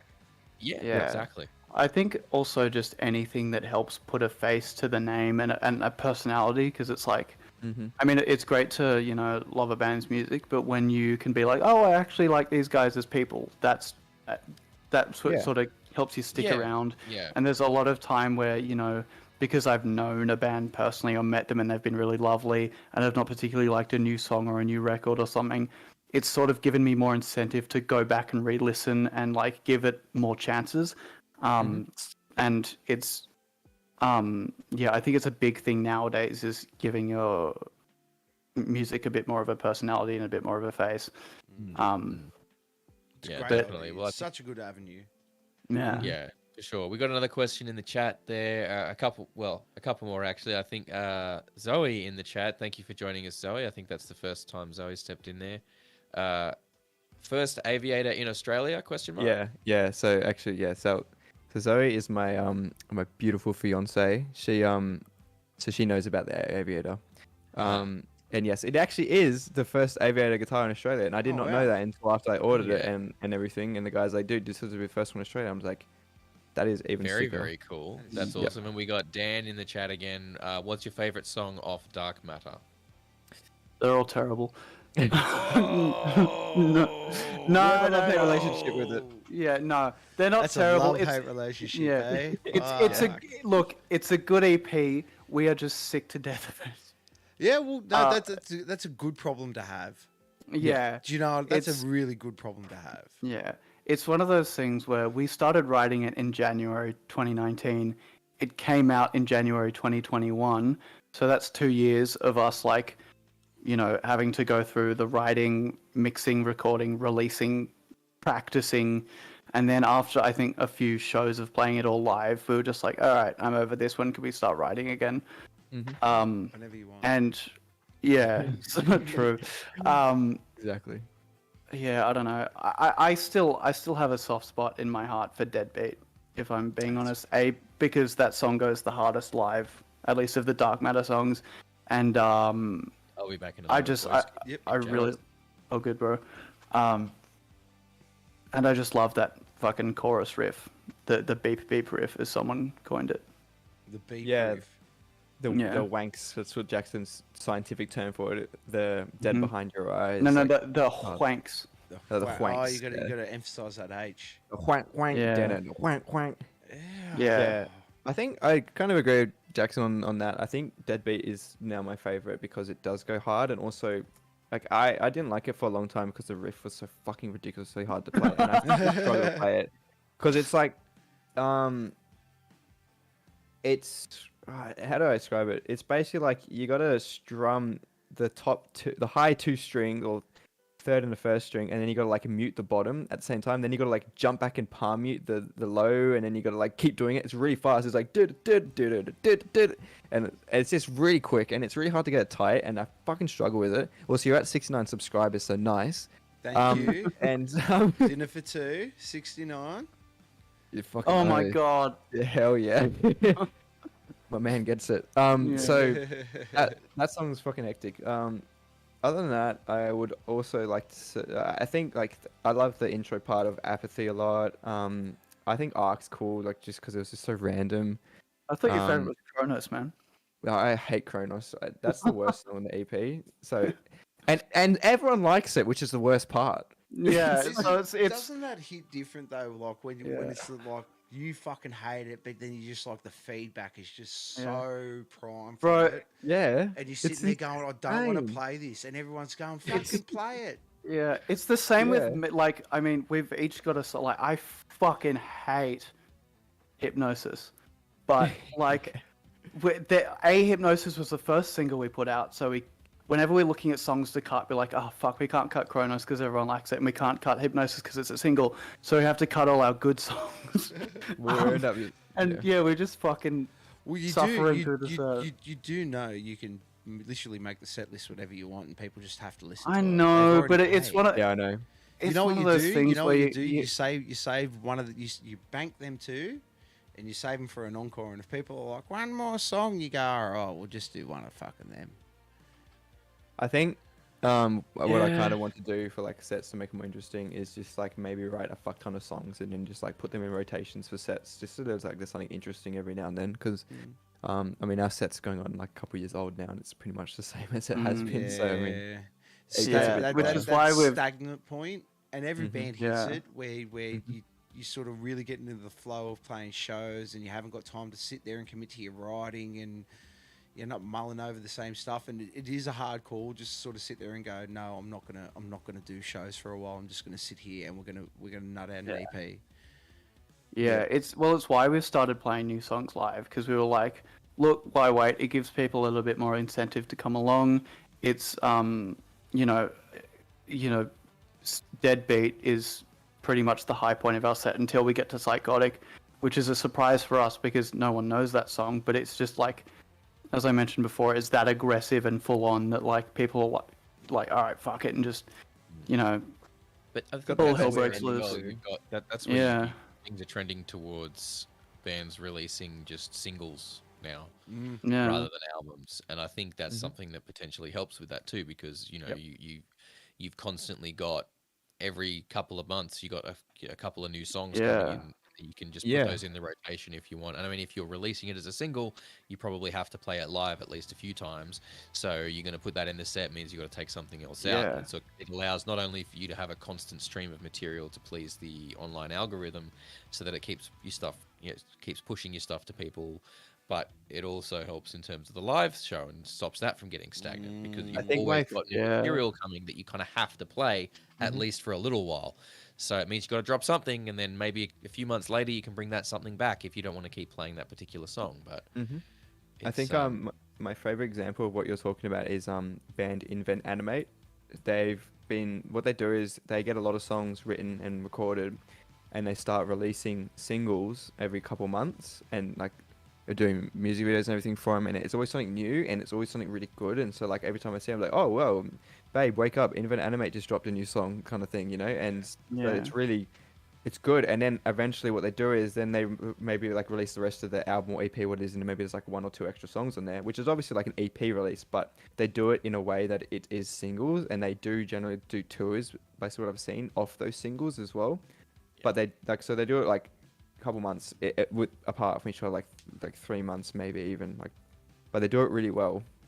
It's a good waterfall releases. It is. Yeah. Well, yeah, it's great that you mentioned that, Raf, because like, again, I say this, take this with a grain of salt, but like our plan after this EP is like just to do some singles, like some standalone singles, because as you said, you got a constant output of content, and not only have you got the singles themselves, but you got music videos, you got playthroughs, you got everything that comes along with that. And I still love having the format of an album or an EP, so that's probably something we'll continue to do in the future. But like, at least after this EP, I think we're going to be doing singles for a bit, because like, it's also less restricting in terms of like, when you write an EP or an album, it sort of has to all be cohesive and fit together as a body of work. Whereas, after this next EP, we could drop the filthiest song we've ever done, and then after that, have like the prettiest song ever made. ballads. the prettiest song we've done, or like an Yes, EDM this part. is love for Ollie. Yeah, exactly. And, I mean, I've but- already done that, yeah. Rowan. And my thinking about it as well comes down to also the recording process, because like I do a fair bit of try and do some recording here. Most of the bands that I have, we at the very least try and demo all of our stuff here, just because it's having access to that makes it a lot easier. But it's from a recording perspective. I'm one of these people where I'm like, okay, if we're gonna be releasing an album, we like all the stuff has to be recorded, like not all the parts for the different parts from the band or whatever, but like all the clean guitar has to be recorded basically at once. Yep. You Yeah. kind of have you get your stuff set up for that, and you have to do it all then before you can move on to the next thing. Because if you change any settings, no matter how much you try, you're never going to get everything set back the same way, and then it's going to be fucking weird, and the stuff's not going to match up across the course of the album. Yep. Getting that consistency across the recording process, and maybe I'm just overly paranoid about it. No, and you're it's not right, something people because care it about all as much. depends on the day too. Because I don't know how bands can have like songs that they recorded in different sessions across the space of a year, 2 years at all different places and setups, and then somehow get those together cohesively as an album. It just boggles my mind on how they can make that work. You're not meant when to do that. You're going to have all your guitars, and all your guitars are recorded in different places. Are going to sound different, and I don't know. Also, just like if you stagger an album, like it's very obvious because you can hear the mixes sound different. Like that's the biggest thing. Yeah. And I know that like some people do. Most people can. release. Well, most people can't. People like us can. Because well, I mean, you know what I mean. Like yeah. it's such a weird. Like people take it for granted. They just think on the. But when I guess it kind of sucks in a way because you overanalyze it every time. Every time you get a fresh album, you're not just listening to the album for what it snare is. sucks. Yeah, There's a certain this album mentality is definitely something that's dying out. Oh, yeah. It's dying out in not just in, and the thing about metal is it's metal has almost always been conversely very old school while also pushing the boundaries. Yeah. Like a lot of metal tends to have two sides to it. You've got the people that are stalwarts of the old guard and always want to do things the way that it's always been done Elitists. and do it that way. Man. And well, I don't necessarily think they're elitists, by the way. I don't necessarily think that people that prefer to do things the old school way are automatically elitists. I know a lot of elitists do have that mentality Yeah. as well. They ruin it for everyone. There's nothing wrong with wanting to take an old school approach to how they're going to do Yeah. it in and of Definitely, yeah. itself. course. And then you've got the people that are boundary pushing and embracing all of the new way of doing stuff. And Yeah. it's I think, metal is as a genre, obviously this was very versatile. You can blend it with so many different things. And yeah, the elitists that want to stick to the old, like they want to get mad about shit like baby metal is just like, I got no time for those people. We love but baby metal here. there's big fans. We love baby metal. But yeah, so it's just funny to me that there really is two camps like that in Yeah. metal that can as I said, neither one's inherently right or wrong. Like if Mm. people want to spend 2 or 3 years crafting an album and working on it and buckle down and only release whole albums at a time because they have this idea of that it has to be a concept album and they want to go want people to try and listen to it start to finish and everything, like that's fine, you can do that. You just have to accept though that your audience isn't necessarily going to receive it that way. Yeah, it's going to be more tricky for you to get it out there. It's harder long to get the idea of a concept Especially if you album can't across grab them in at the current first couple environment. tracks. Oh, Yeah. dude, Yeah. and especially now, you got 30 seconds. You got less than that. You got less than that. You got to Mm-hmm. TikTok generation. Yeah.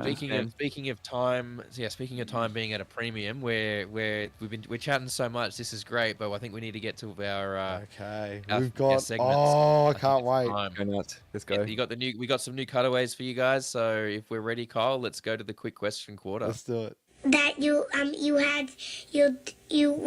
Quick question quarter. You could do so We back. We back. All right. So for those of you who are new around these parts, it's time for the quick question quarter. That is spelt with Q's, not with K's, because we don't roll that way. And basically, the whole point here is we talk to our very esteemed guests so that both we, as the interviewers, and you, as the fans, can get to know them a little better. That's the whole point of the exercise. So we are going to start with some very, very simple questions, and they are going to get a little bit more involved and a little bit deeper as we go on, but it starts nice and simple. So without further ado, boys, what were your first instruments? Piano. Oh, same. Nice. Yeah, I've said it before and I'll say it again. Piano is a great instrument to build a foundation of musical knowledge on. Yeah, definitely. It was my first instrument too. I had theory to go along with it and everything. And did it for my HSC. It's a great instrument to really get a grasp across the board. Yeah, it What is. was the first album that you guys purchased? Not the Wiggles. Like not Wiggles type shit, but the first one album that you guys were like, wanted. I want that album. I think You know. it'd have to be the Black Album by Metallica. Ooh, very nice. Yeah. Mine was, I think it was Live in Texas, Lincoln Park. Oh hell yeah, hell yeah. Okay, that's a good one. Solid. Yeah. That's a And that good came one. with the All right. DVD as well. It was Yes, fucking- it did. It did. I loved that. I listened to that for almost exclusively for 2 years. Fun fact. If you're familiar with the Live in Texas DVD, I got something for you. Do you know? Do you remember one of the songs? There's a guy comes out on stage with like the beanie pulled down and the Hulk hands. And there, yeah. You know who that is? I know it was Lars Ulrich, wasn't it? Yeah, Lars Yeah. Ulrich. Oh my God. Yeah. Fucking wild. I didn't know that for the longest time. And then- Yeah. Oh what yeah, was the- it's always Yeah. perplexed me why they're just like okay with this random guy being on stage. Yeah. Because Lars. And then it's like, as if you're Yeah. gonna fucking say no to Lars coming out or anything. All right, what was your first live concert? Oh my God. I think my first live concert was, I'm gonna say probably a big day out in 2014 when I'm gonna say like if I had to put one band, it would be Pearl Jam. That's when I went there to see Pearl Jam, basically. Okay. So that was technically my first like live concert. Big Day Out's a Nice. solid live. That's that was a lot of Australians' first live shows. Yeah, Australians' they're- first yeah, live big shows. Big day out festivals in, are good, in yeah. Sonic Mine Soundwave. was- Big Day Out was dope. Mine was sticking with the theme Linkin Park. Oh, Oh, very, very. Yeah, nice. for their minutes to what was it, Minutes to Midnight tour. So yeah, basically when the music was still peak. good. Yeah. No, I like their stuff that followed that album, but it wasn't we talk quite peak. the same. Yeah. Wasn't What is quite an- as What is an instrument that you've always wanted to learn but haven't had the opportunity yet? Drums or piano. You play drums, what are you on about? No, but like properly learn it. Yeah. Yeah. Fuck, I don't know. I'd like to play some real fucking dumb, obscure instrument. Just to be able to be Theremin. like, yeah, I play. No, like that's still kind of cool, like the fucking flugelhorn or something. Like, just so I can say I can play the flugelhorn, and everyone Jackson will be can like, Mongolian okay, buddy. throat sing. Yeah, I can do that. We went through that on the stream last time. Yeah, I did. That's Yeah. right. I forgot about Awesome. Did we also mention that there is no bass synth in Eclipse? It's just my Mongolian throat singing. Yeah. Now, I think I know what Jackson's answer for this one's going to be, but we'll see. Linkin We'll see Park. if I'm right or not. If you could pick one big band or artist to open a I show know what for, this is going to be. who would it be? Now, before you answer, I will qualify this. There is basically no rules around this one, right? It can be living or dead, active or not, whatever period in their career that you want. Just this is like the ultimate dream. Who would you want to open a show for? Fuck, that's a really hard one.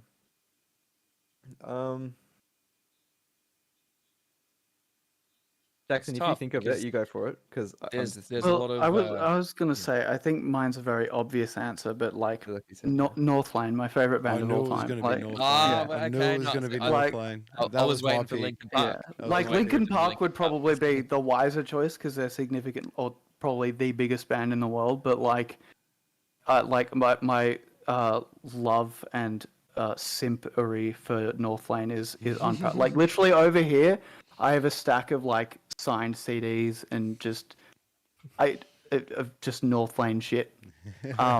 That I fucking love that band to death. I love every album they've ever done. I love both vocalists. Yeah, man. So Northlane for me, just so like I could die happy after doing that. true. That's awesome. True. Fuck, man. There's too many good bands to pick from. But if I had to pick one, I'd Seeker. actually no, no. Fuck. It's ridiculously hard. God, that's a good question. So Oh, I'd yeah, put, I'm better, just gonna like YOLO it and just say probably like a Motley Crue back in the 80s. Back in their prime in the Ooh, 80s. solid. Back in the That's a cocaine first. days. That's a first. I'd probably Yeah, I do don't them. think we've had Motley Crue for It's that. like Yeah, if I was going to party with any muso, Yeah. it'd be Stevie Nicks in her prime.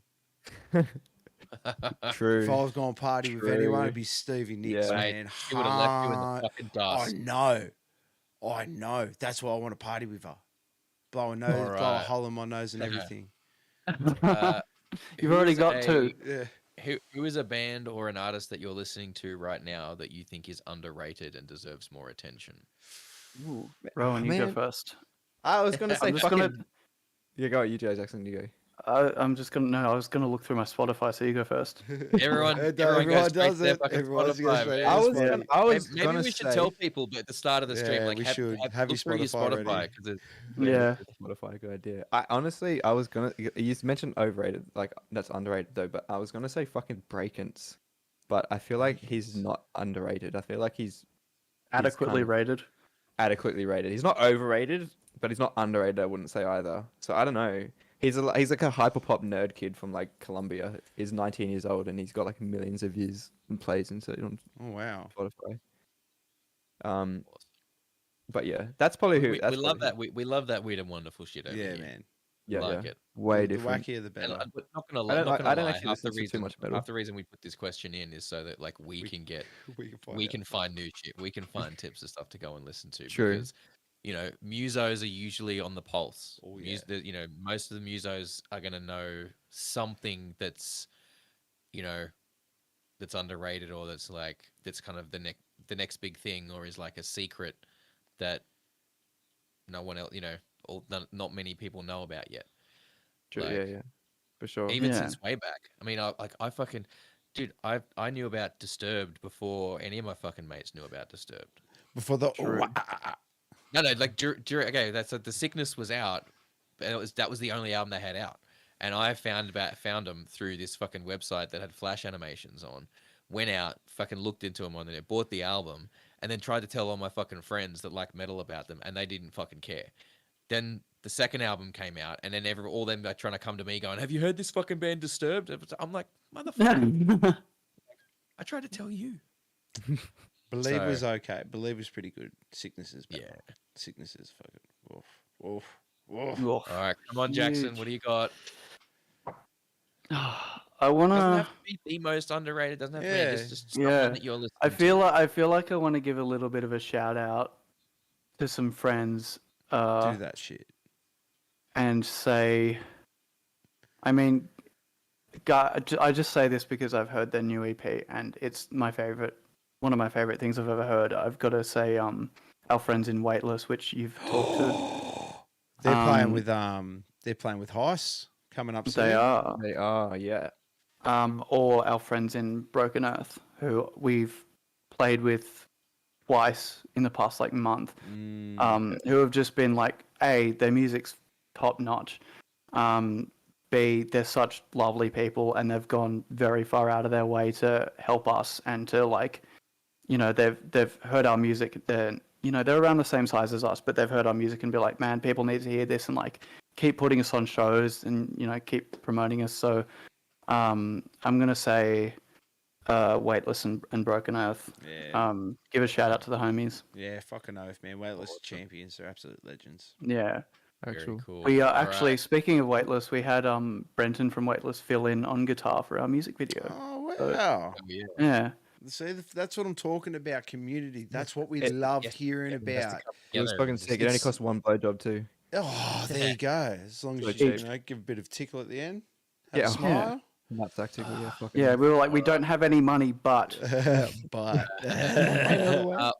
What is well? I mean, what is something people may be surprised to learn about you? You trade in blowjobs. is one yeah, thing, for so- music Yeah. videos. Don't you forget it. yeah, Oh, I won't. yeah. Something that has to know about us. No. Jackson's body test to this one. Actually, no. People know this one. Never mind. I'm not gonna say it. Jackson, go on. What's your one? I'll Was think it? of one. No, you go first. I was trying to think, man. What don't people know about me?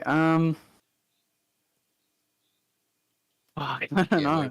We're at the pointy end of this now. Yeah. There's some tough questions now. It is no questions. Yeah, yeah. I mean, there's a lot of things, but just none of them are particularly interesting. We didn't say that to be interesting. True. All right, I've got a rash on my left leg.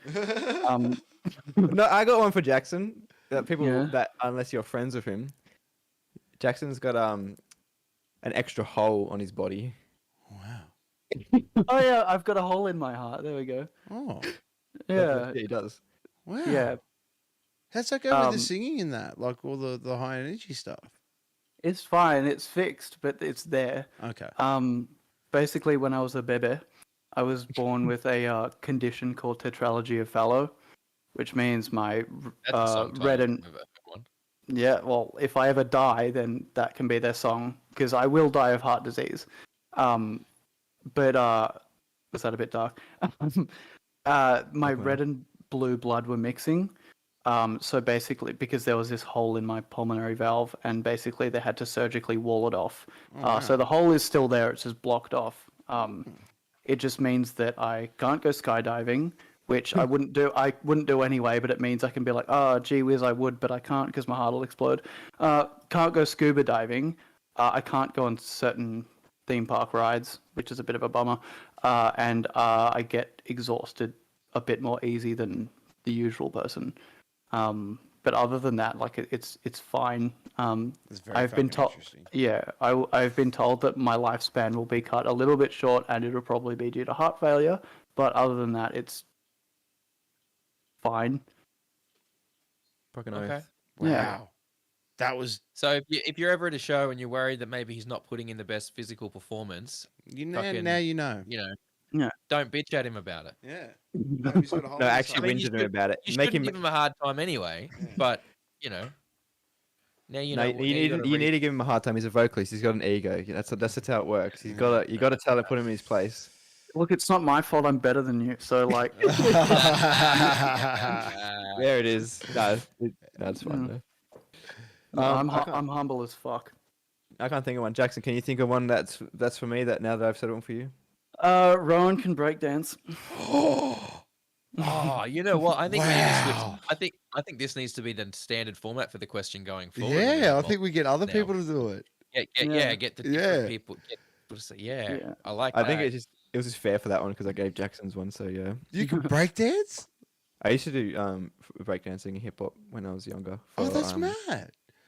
Yeah, it was. Look, like, look, you know, that needs to be dancing. in a music video. Yeah. I used to. Okay, I'm gonna compound this one. I used to do tap dancing before I did breakdancing too. Oh, dude. I didn't know that one. I want to see. Yeah. I want to see. You gotta be tap dancing and shredding away. Right, I was actually good at tap dancing as well. But Oh yeah. So Just you got have a that tap footwork. solo. Just have a tap solo for a breakdown. I'll you know be what I right do? I'll back, by tap the way. dance to create the new gent beats. Yes. That's what I do. See, Jackson. There you go. Yes. I'll be back in a. No worries. Yep. No worries. Depends how fast That's you can nut. crazy though. Like, did you That's do rad. at like competitions and stuff, or was it like So like it was more casual, I guess, the tap dancing, Yeah. and also the hip hop breakdancing stuff was a bit more casual too. But I did do like for school, they had some dance people come one year, and I did that. I was one of the blokes that did the dancing, and we competed at some things, and I can't even remember how we went, to be quite honest. But it was fun though. It was good. I just stopped doing it because I get to high school and yeah, Well- it gets there's reputations that come with it, and it's a bit of a Yeah, exactly. and then you turn 16 or 17, and then all the ladies want you to dance, and then when they figure out you can break dance, you're like, and yeah, shit. it was. Well, all I right. can't do Since that we're waiting on old mate to come back, On I'll Jackson. throw one for myself in the mix. Go for it. Yeah. We don't normally do that, but we'll fill a bit of time with it. Especially- I was in the Australian Youth Choir. at Oh, one point. yo. We performed at Sydney Town Hall. With the Fuck whole yeah. thing, that was wild. Yeah, similar thing. They had like some people come to the school, and they were kind of in all the different classes. They'd go to the one classroom at a time, and what they basically did was they'd be like, all right, everyone stand up and everyone like sing, whatever the song was. I think it was the national anthem or something, and they had everyone. They had the people would like go around and kind of have a listen to everyone as they were going around the room, and then they'd be like, all right, you guys that we think you've got some talent here. If you're interested, here's the information for the Australian Youth Choir, blah, blah, blah. But yeah, so I was involved in that for like a year, and then I was like, I'm fucking over it. That's mad. Because all pretty good, my though. friends dropped out. That's pretty cool. But, I know Jamie from Polaris was in his school choir. That's mad. No, this is the youth choir, Jackson. Australian youth choir. Yeah. Yeah, I mean it's So, yeah. Quite. It's a bit high level. all right. So obviously, being musicians, we tend to get involved go through stages in our musical careers, and we get lots of, especially when we're younger. On the younger side, we tend to It's not a phase. think we're pretty cool when we're maybe not. So with that in mind, this next question is: what is the cringiest band name or song name that you've ever been involved with? Oh. Doesn't have to have been released or anything like that, Yeah. or it doesn't have to be a band that played gigs. It's just like, when you were 16, you were jamming with your mates and you came up with a fucking thing, and you're like, oh, that's so fucking cool, man. And then you look back and you're like, oh, that was lame as fuck. I don't really know, because all our band names that I've in every band I've ever been in, even ones we didn't release, they kind of made sense and relevant. Like the first band I was in, we were called Room 1 because we did it at a music school and we were literally in Room 1. So we're just like, let's call ourselves Room 1. I think the only it'd have to be back when I was in a band called Summit, and this was a band with Mackenzie Begg or MJB Audio, and also ex bass player from Dimensions, Kane. I don't know if you guys had Dimensions, but yeah, I used to be in a band with them back in like 2016, 2015, and we're called Summit, and we had a song called Combust or something like that, and it was cringe, not because I don't know, the band name was cool, I liked it, but it was cringe because we advertised so much and got so many people following us, and we did nothing, and then we just like split up. You literally combusted. Yeah, exactly. We did like Ah. demos and like teasers and everything. But anyway, that's my one. Go on, Jackson. What you got for us? I've got a band name and a song name. All right. I was in a psychedelic band called Tangent Theta, which is, I mean, A, kind of nerdy because it's a math thing. B, no one could fucking pronounce it because people would always come up to you, in a loud pub afterwards. What are you guys called? And trying to tell someone Tangent Theta over people screaming. People, but yeah. the worst one we got back is he goes changing fetus, Oh wow. and I was like, yeah, that's the one, mate. Yeah. We also got tangent theater a lot, which it's not. We got, I don't know, we got so many. It was just like not a memorable name. People couldn't pronounce it. And yeah, the song "My Neighbor Was a Nazgul" was written about our singer's neighbor has these 3 kids, and they would just be running like outside around the pool area, screaming all day. And the song's about trying to shoot them with a sniper rifle. Oh wow. Yeah. It was a cool song. Like I can still remember the chorus now. It was a really catchy The chorus. theme was so good. But I love the that. theme was literally about shooting kids with a Wow. sniper rifle. Wow. Ooh, wow, okay. Moving swiftly on. Yeah. Uh, Skim right and across that. if okay, last question, a bit lighter for the final question here before we move on to the next segment is if you could give your younger self one piece of music related advice, what would it be? Oh fuck, Rowan. Hey man, how you going?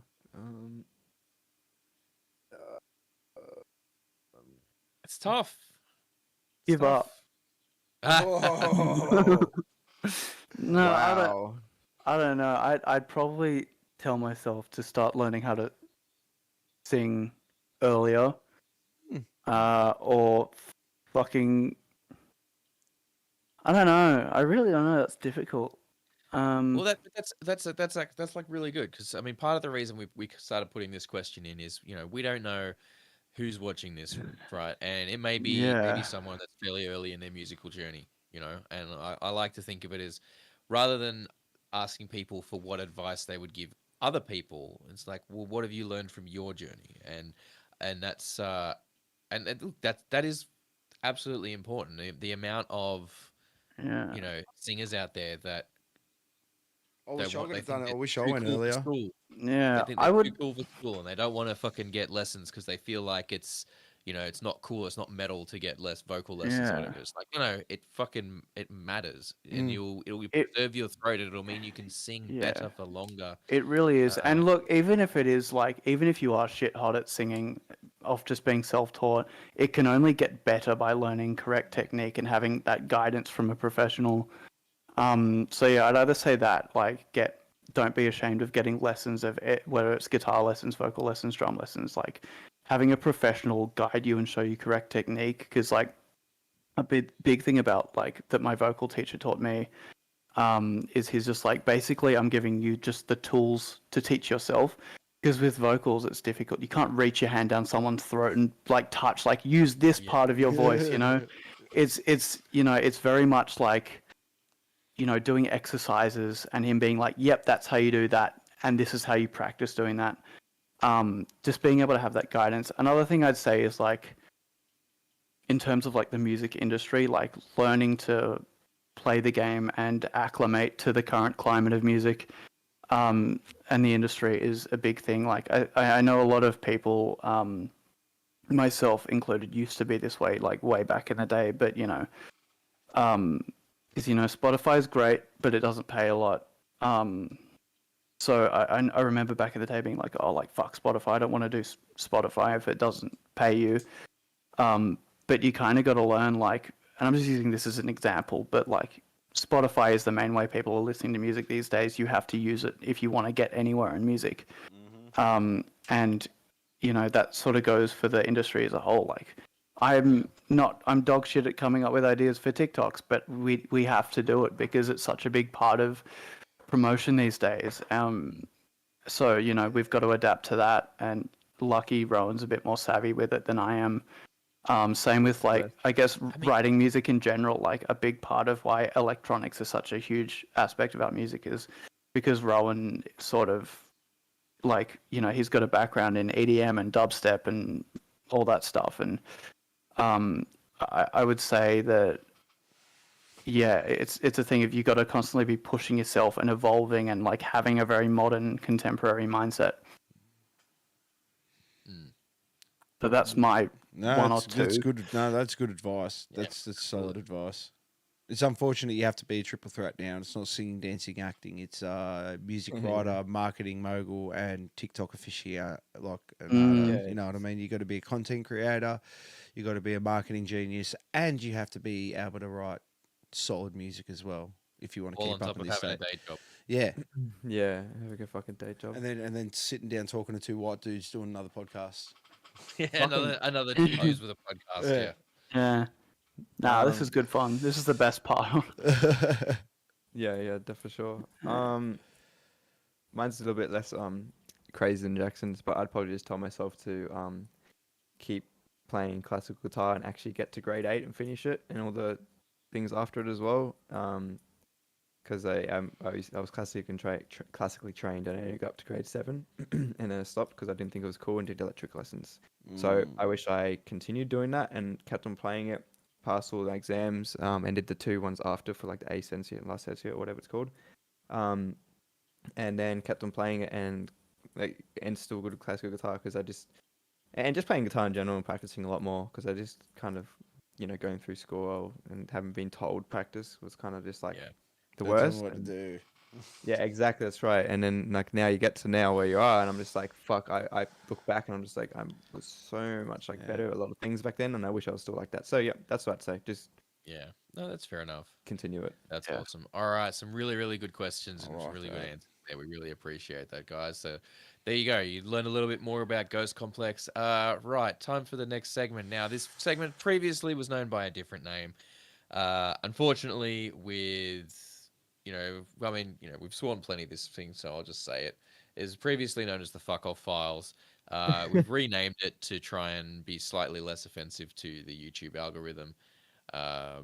Not that we're going to be going The completely Friggle clean, Files. but We're not selling out. We're buying in. yeah, pretty much. So with the new Go name for broke. the new name for this segment is Get in the Bin. Fuck off. You're gonna Kyle, love the when you cutaway. are ready. Let's go. When you are ready. Come on, if you want to fight. Oh, come on then. Fight, don't... Get in the Are bin. you enjoying the weather there, mate? What? Are you enjoying the weather there? What are you talking about? Because he's looking real smelly. Mate, yeah, chuck him in. All right. So this is Get in the Bin. This is the segment where we ask our guests if you could somehow collect all of the Infinity Stones and the Infinity Gauntlet and all that bullshit like Thanos and just snap your fingers and erase stuff out of existence from the music industry, what would it be and why? I think we got 2 guests, so we'll get 2 from each of you. Whoever wants to go first, give us your first thing that you would chuck in the bin from the music industry, big or small, personal or for the betterment of the industry as a whole. It's really whatever you feel. Interesting question. Do you know Jackson? Well, I was gonna What do you wanna say, if you've got one, go because I don't have one. I kind of have one already. Go. Yeah. This is something I've stood on and whinged about a lot to a lot of people. Love it. Love these ones. Man, Kanye West and any type of like music around Kanye West, all that type of shit, all that like rap music, mumble rap music, everything that's so basic and bullshit, that can fuck off. Because like to be quite honest, like it's giving a lot of money to people that aren't that good and creative. I know a lot of people are gonna hate that because I know, especially our producer Nat, he loves Kanye. He thinks he's a genius, and I'm just like, no, he's not a fucking genius. He's an idiot. Oh my god, wow, he creates like some randomly cool songs here and there. Like I give him credit, but like to be honest, like the problem that style of music has caused is a bunch of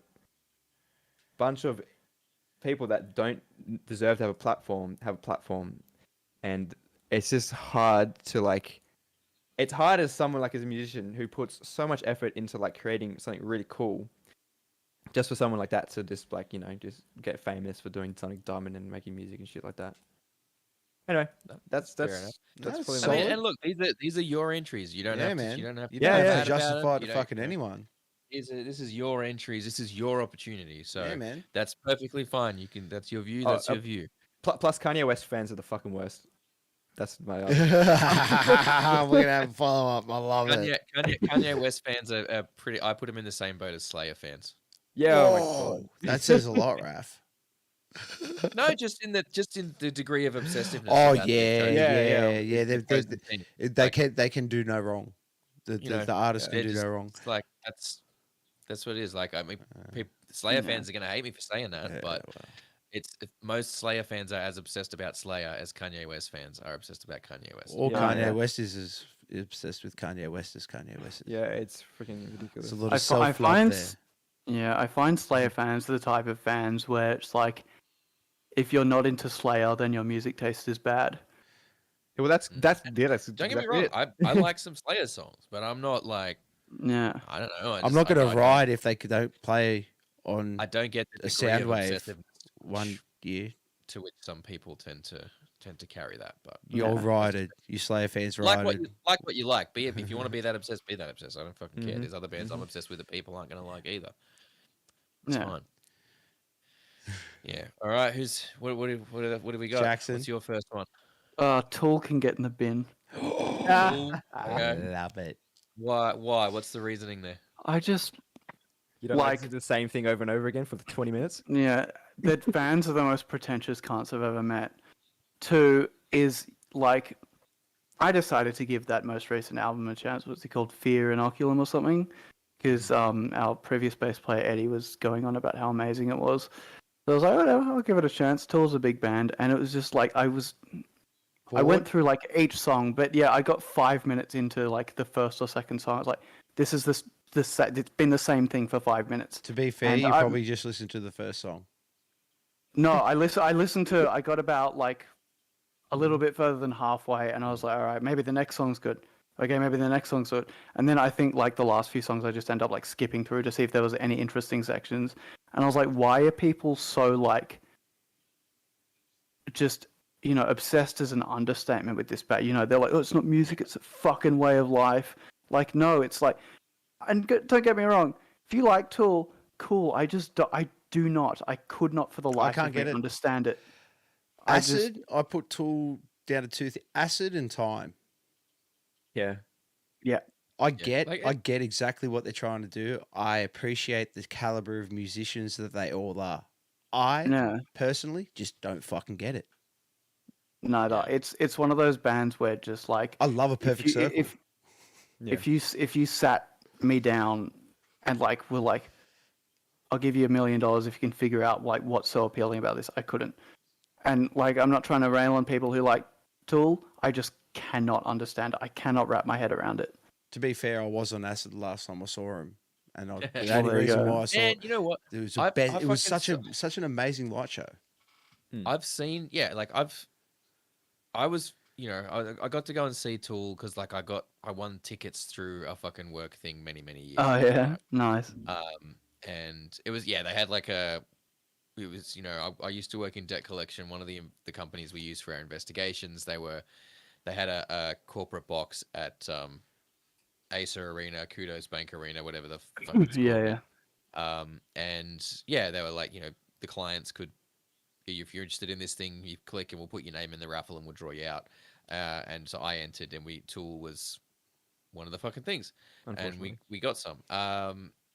And yeah, it was okay. Like as far as live shows go, I could have got the same effect by sitting at home in a dark room watching the film clips for the most part, Yeah. because most of what they play, most of what it was them playing, but Man not down. very well lit. They were silhouetted against a giant screen that was playing the film clips, Yeah, but or that- some that- sort of that- visualizer for most of that's- it, and that's fair enough. Yeah. Like that's what you get. That's what you want. I'm sure plenty of people went and took acid and had a great time, like or magic mushrooms or whatever. Like and that's fine. I like listening to some of their music. That's cool. But yeah, I understand where you're coming from too, and that some of their stuff is just it's very long and it. I will say I don't mind their song Sober. I love Sober. Sober's a cracking song. Yeah, I Yeah, think but that's a good that's a song, more- and that's sort that's of what I almost- expected when I went in to listen to the album. That's like a holdover from when they were still a grunge band. Yeah, yeah. Well, there You you know go. what I mean? Like that's not even that's that's not even Tool before really. they got more into the like The I proggy- the consider that almost a proggy- separate thing. Once they started getting more into the prog side of it to quote Peter Griffin, it insists upon itself. It does. Yeah, All when he's all talking about The Rowan. Godfather, hey. Yeah. All right, Rowan. What's your next one? My next one. All right. This one's kind of an this one can kind of, I guess, be attributed to the local scene. I'm guilty of it. I'm gonna be completely honest. And it's especially present if you're a part of the Sydney musicians group. You'll notice it there. The shitload of people that expect everyone to drop something and like support their bands, and when everyone else posts, no one supports them. The lack of actual support in the music scene is ridiculous. That's like kind of it. And but then my other thing is I noticed there's a lot of people that get extremely aggressively, kind of passionate about their own stuff when they can't back it up. I think it's. I mean, I feel like if you're gonna be doing this, you got to be a bit more humble than that. And like I said, I'm guilty of not in the sense of supporting other people when I should be. I like if you want support, you're gonna have to support other people as well if you want this scene to Yeah. grow. So Yeah. We all broke This- together. yeah. Well, there's actually a thing that me and well, not me, one of my mates started and I'm part of. It's a band club thing. So I was going to mention that. every single month we all get together and we try to bring a friend along and go out to see just a random local show. It's not metal specifically; it's just random ones, and we don't put our own bands on. We just go to see whoever's already performing, because it's kind of like a way to try and boost the community. Because we got sick of seeing everyone post about their bands and stuff, but then and then expecting everyone, but then someone else posts about their band and no one likes it and stuff like that, and then it's only people trying to benefit themselves over At least trying you're to. active about it. You're actually trying to make an active change. It's good. Yeah. It's Yeah, been going for like 6 sure. months now, so It's good. we're just trying to get more people, I guess. No, that's awesome. That's a really cool idea. I actually quite like that. Yeah, send me a link. And that's, I mean, Yeah, that's well, that's yeah. kind of part of the reason as well that we're trying to do the podcast here too, is Oh, because for sure, yeah. we like, I mean, yeah, I can't get out to nearly as many gigs as I'd like. Mhm. You know what I mean? Like I can't. It just doesn't happen. Yep. But at least this way we can sort of be doing something, and like we're getting enjoyment out of it by getting to learn more about different bands, talking to different people. But also it's a small way that we can sort of help push and get exposure. Lift for up the whole different fucking things as well. industry. Lift up the know. underground industry. Yeah, Absolutely. definitely. And we need it in And- this scene because it's very it's flooded as fuck. Yeah, Um, yeah, and which I is think one big there's thing. there's definitely a lot of people out there that are like, they have this whole thing of like their whole personality is, oh yeah, we need to support more about the local scene. We need to support the local scene more, and by the local scene they mean their own band, Yeah. Yeah. and that's I they- could name they a few say that. individuals off the They top of my say head. we need to I support the won't, I scene, but won't, they're but, literally like- just talking about their own band. Yeah, it's Yeah. like it's like the hidden message within their like Yeah. backing thing. Yeah. Yeah, no, I Yeah. wouldn't dare them, but there's like immediately like 5 names that popped Yeah. into my head. And look, it's always going to And go they like are- that because it is your passion project at the end of the day. You're always going to be, let's try like it. really, really pushing your passion and stuff like that. But, at the end of the day, there are other people around you, and they all want the same Everyone- thing you do. And the people you lift up and help out may reach down and lift you up if they get a bit further ahead, and then the cycle continues. And then next thing you know, you're all lifting each other up together, and you're having banging shows. I mean, I don't know how. Like, look, I don't know how. I've been in the Sydney metal scene since like COVID, whatever. Since really before COVID, I was kind of not really doing a lot of band stuff anyway. I wasn't getting out as much, so I don't know Yeah. what the scene has been like in the last kind of 5-ish years, right? It's actually Um, been. but I've up noticed here in Brisbane, it's Brisbane's amazing. Brisbane feels way more cooperative Mhm. than Yeah. than Sydney ever did. I will say, and this is a spiel Rowan's heard me go on many a time, but it's something I firmly believe. And whenever I bring it up to people who are in bands, they're like, "Oh, 100%." I think Sydney post-COVID has been amazing. All of our best shows have been in Sydney. We haven't had a single bad Sydney show. Obviously, we've had some shows that are less enthusiastic than others, but like very rarely have we like been like, "Ooh, the vibe is off there" in Sydney. Yeah, and I think it's because like, first off, 2015 or something, lockout laws happen, and then like that really killed not only Sydney's music scene but the nightlife in general.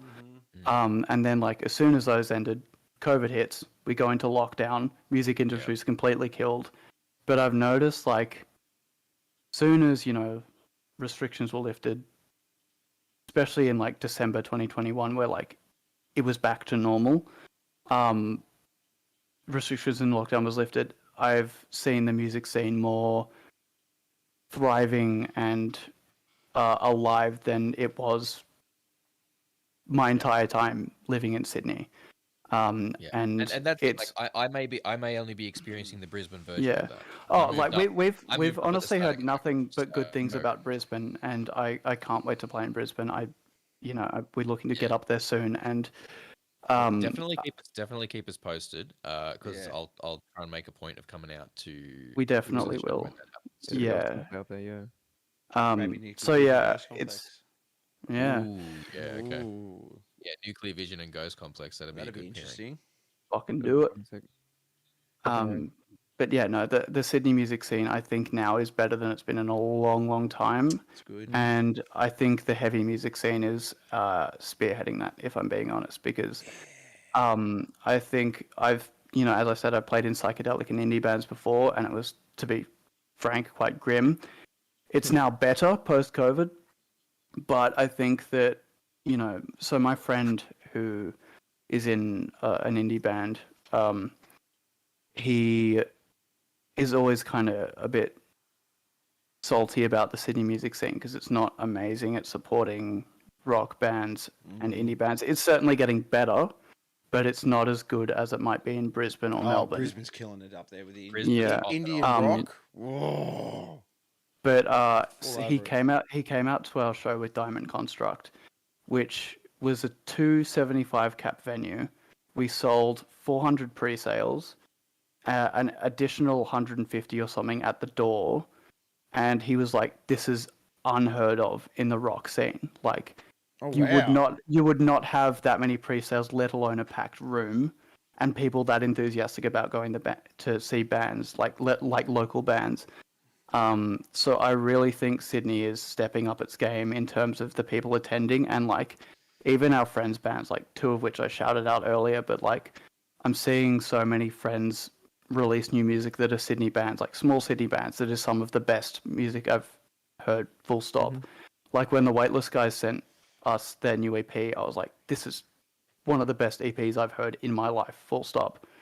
And I can say that about so many Sydney bands. Like, I think overall the quality of the scene here is just skyrocketing. I'm really, really glad to hear that because Mad. yeah, I was in the thick of it from like when I started playing shows I started going, kind of really getting out there into it and going to a lot of shows in like 2008. Started playing shows with Tensions Arise in 2010, and there was a definite sense of camaraderie back then. Yeah, But I feel like I kind of hit that when it was on the decline, and kind of going into the mid 2010s, and kind of through from there with there was a lot of infighting in the scene. People started sort of stepping on each other to try and get opportunities. Bands broke up. Fucking shit got people sour. trying to shut other people out of Yeah. opportunities. Bands broke up. There was drama and beefs and whatever and stuff. And then obviously venues closing and lockout laws and the That's whole a thing. massive. But I'm really, really glad. And then obviously, yeah, COVID didn't do any favors. But I'm glad. I'm so glad to hear that it's starting to come up again. Because yeah, coming up here and getting out, it's like I'm feeling that same camaraderie and brotherhood and that I'm feeling with all the other so many other bands. And there's not one gig that I go to that I don't find a new band that I'm like, that's going into regular rotation. yeah, And that's in the rock scene and the metal scene. And these kids that are coming up like 18, 19, 20 years old that are coming up and doing it nowadays. They got their head around the business way more than We ever did. than we ever did back in the day. yeah. Well, you kind of have to, I think, as You we don't have established choice. earlier. It's out of necessity for sure, and Yeah. also out of just the availability of information now too. Yeah. Oh, yeah. That's a Great. really good point. It's so good to see because like these are the bands like I can point to a half a dozen bands in the Brisbane scene that are coming up right now going, if a couple of things go their way, they can like really fucking make something of it. Which is so good to see. Anyway, let's say what's Jackson, what's your last entry to get in the bin? And then we'll go on to And what shows you got coming up. Then we'll go into what shows you got coming up and we'll take it home. Sounds good. I really think we spoke about Motley Crue earlier, Yeah. but the whole rock and roll mentality, I hate it so much. It needs to go in the bin. Well, these days, especially. Yeah, these are like, I have never in my life, like, a big reason I haven't listened to bands like Motley Crue or really the Rolling Stones or Led Zeppelin, a lot of those bands that are known for being, rock and roll and partying, and The sex, drugs, and rock and roll. yeah, I've always thought it was so cringe and like never understood why these people get a pass of just treating everyone like shit, treating venues like shit, treating women like shit, and then it's like not only accepted but glorified. I hate it. There are a lot of bands, one specifically that I won't name, that I've seen in the scene that are like really, in 2023 trying to replicate this 80s, 70s, 80s, 90s rock and roll lifestyle of just treating people like shit and doing as many drugs as I can before walking on stage and giving a shit performance.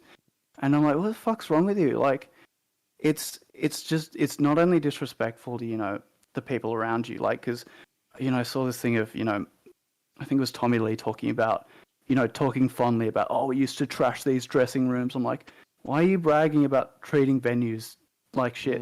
And you wonder why we can't get fucking venues. Yeah, and there are people still trying to replicate it these days, and I've just always thought it was so cringe.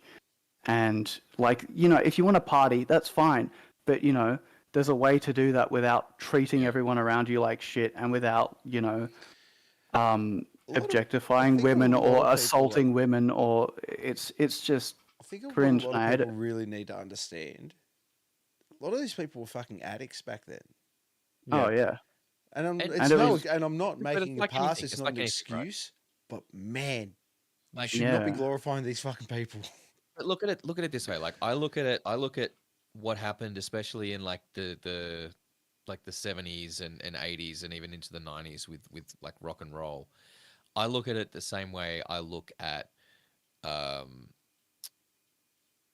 like NRL. Right? Like, that's a good You comparison. take these kids, these fucking NRL teams are out here signing like 18 and 19-year-old kids and giving them like hundreds of thousands of dollars, millions of dollars, putting them in the public spotlight. Their face is out there. They're barely adults and they're becoming idols to people. Yeah, and role models. They're being surrounded with all of this money and all of this fame and people not wanting to say no to them.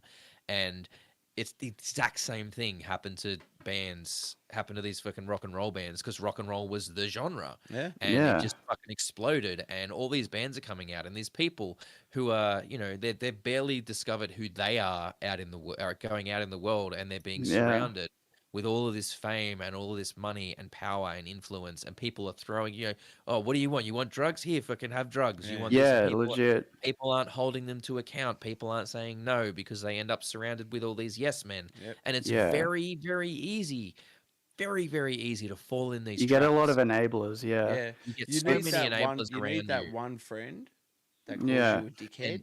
And that's what. That's what happened to a lot of these people. I mean, some of them were able to move past it in a timely manner. Some of them fell into it and did a lot of harm to themselves, and some of them fell into it and never recovered. And some people couldn't handle fame, and I don't say like when they say they couldn't handle it, I don't mean like, oh, they weren't tough enough to hack it. I mean it didn't agree with them, and then you've especially if there was mental issues involved as well. You've got people that went through all of this stuff, so it's such a difficult thing to balance, and you're right. Like it's not an okay way to conduct yourself. No, it's not. And it's just like I get that there are catalysts that enable that behavior, and a lot of the time there's addiction and there's mental illness, but doesn't excuse you from being a fucking dick. Yeah, exactly. Half the people I know are have a mental illness of some extent, and most of the vast majority of those people know how to conduct themselves in a manner that's not disgusting. And it's not even just the fact that they behave that way. It's the fact that everyone looked at them and was like, oh, that's so cool, and that it being glorified Yeah. enabled Yeah. that. And, Um, yeah, okay, Steel Panther's up there talking, talking like that, whatever. But like, yeah, so Steel much of Panther's that's a tongue in meme though. cheek. I I mean, feel you look like, at the, They're tongue in cheek. It's a meme. It's yeah, like you look at the they're fan base too. That likes it. They're kind of old and yeah, it's older, so they're kind of the Yeah. people that grew up liking that anyway. yeah. Steel Panther's yeah, a bit and the different younger because fan like, base. Yeah, yeah, and I'm not yeah, saying that they are doing that. Like that's my point. Is they're out there yeah, talking yeah, about it, but they're doing it tongue in cheek. They're Yeah. doing it yeah, with like the whole like, yeah, okay, Look what this was. we talk about doing 8 balls of cocaine before we come out on stage, but do we really do that? Like, Mm. oh, it's like, yeah, and like, yeah, they're just up there doing it, having fun yeah, with it. They're playing the characters. But yeah, I think something that's also happened as well is there was a shift through the 90s into the 2000s where that rock star mentality moved out of rock and metal and it yeah. moved into rap and hip hop. Oh, dude. 100%. They're Yeah, the new rock stars now. And Rappers are the new rock stars hip now. hop and hip hop stars and rap stars are the new rock stars. Yeah, man. yeah, They are live it. absolutely. You look at the way that they're conducting themselves and the way they're doing stuff in their music, and it's so much of it is just you just lifted it and put it over here. That I think Yeah. that's why my take of the put in the bin was part of that reason because it's the same thing. I think it's like that's probably the reason why I think of that because I look at all these people that admire that, but it's just like I mean, It's shallow. you look at And people like realistically, 80s rock and metal was like, especially that glam rock, it was A lot fucking of it. shallow as hell. yeah, that's right. That's right. The music was more interesting, but like but Lyrically. that's it.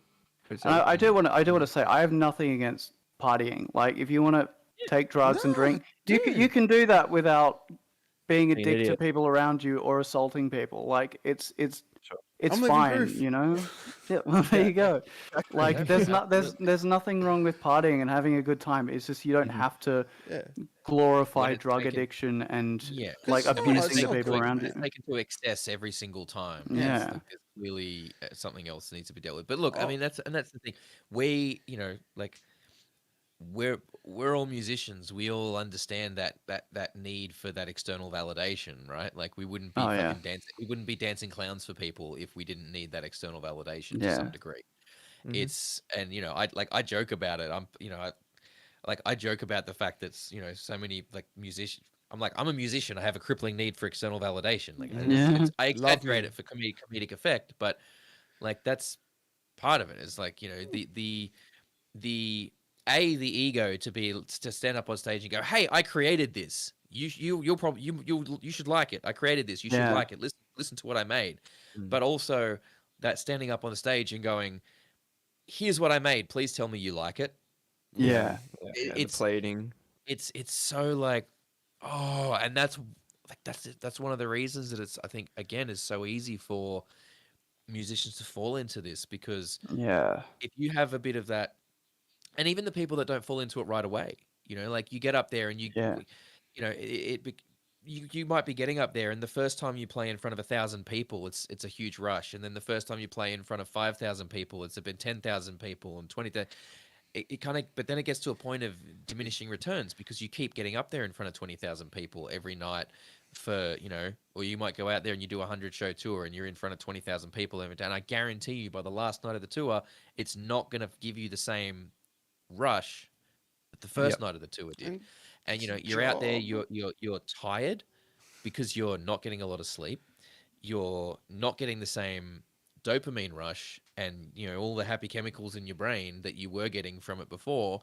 So what are Yeah. you going to do? You're going to turn Look to for other it. stuff to help you feel good. And it's being in that It's sort also- of position, like it's so fucking hard to like it's a rush. And this is what I mean, like I haven't been on stage in front of 20,000 people. I've barely been on stage in front of 1,000 people. It was like one Yeah. time, and it wasn't even my fucking thing. It was like a support role for somebody else. Yeah.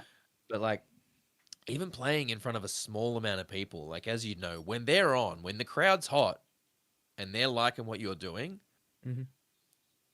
like no fucking drug compares to Nah, that. it can't. Yeah. It can't. And that's why I think musicians spiral so hard with drug addiction as well. Because yes, you're surrounded with these sycophants and these yes men that just give you whatever you want. No one's holding you accountable, but you're chasing that rush and that Yeah. same feeling, and it It becomes also- so hard.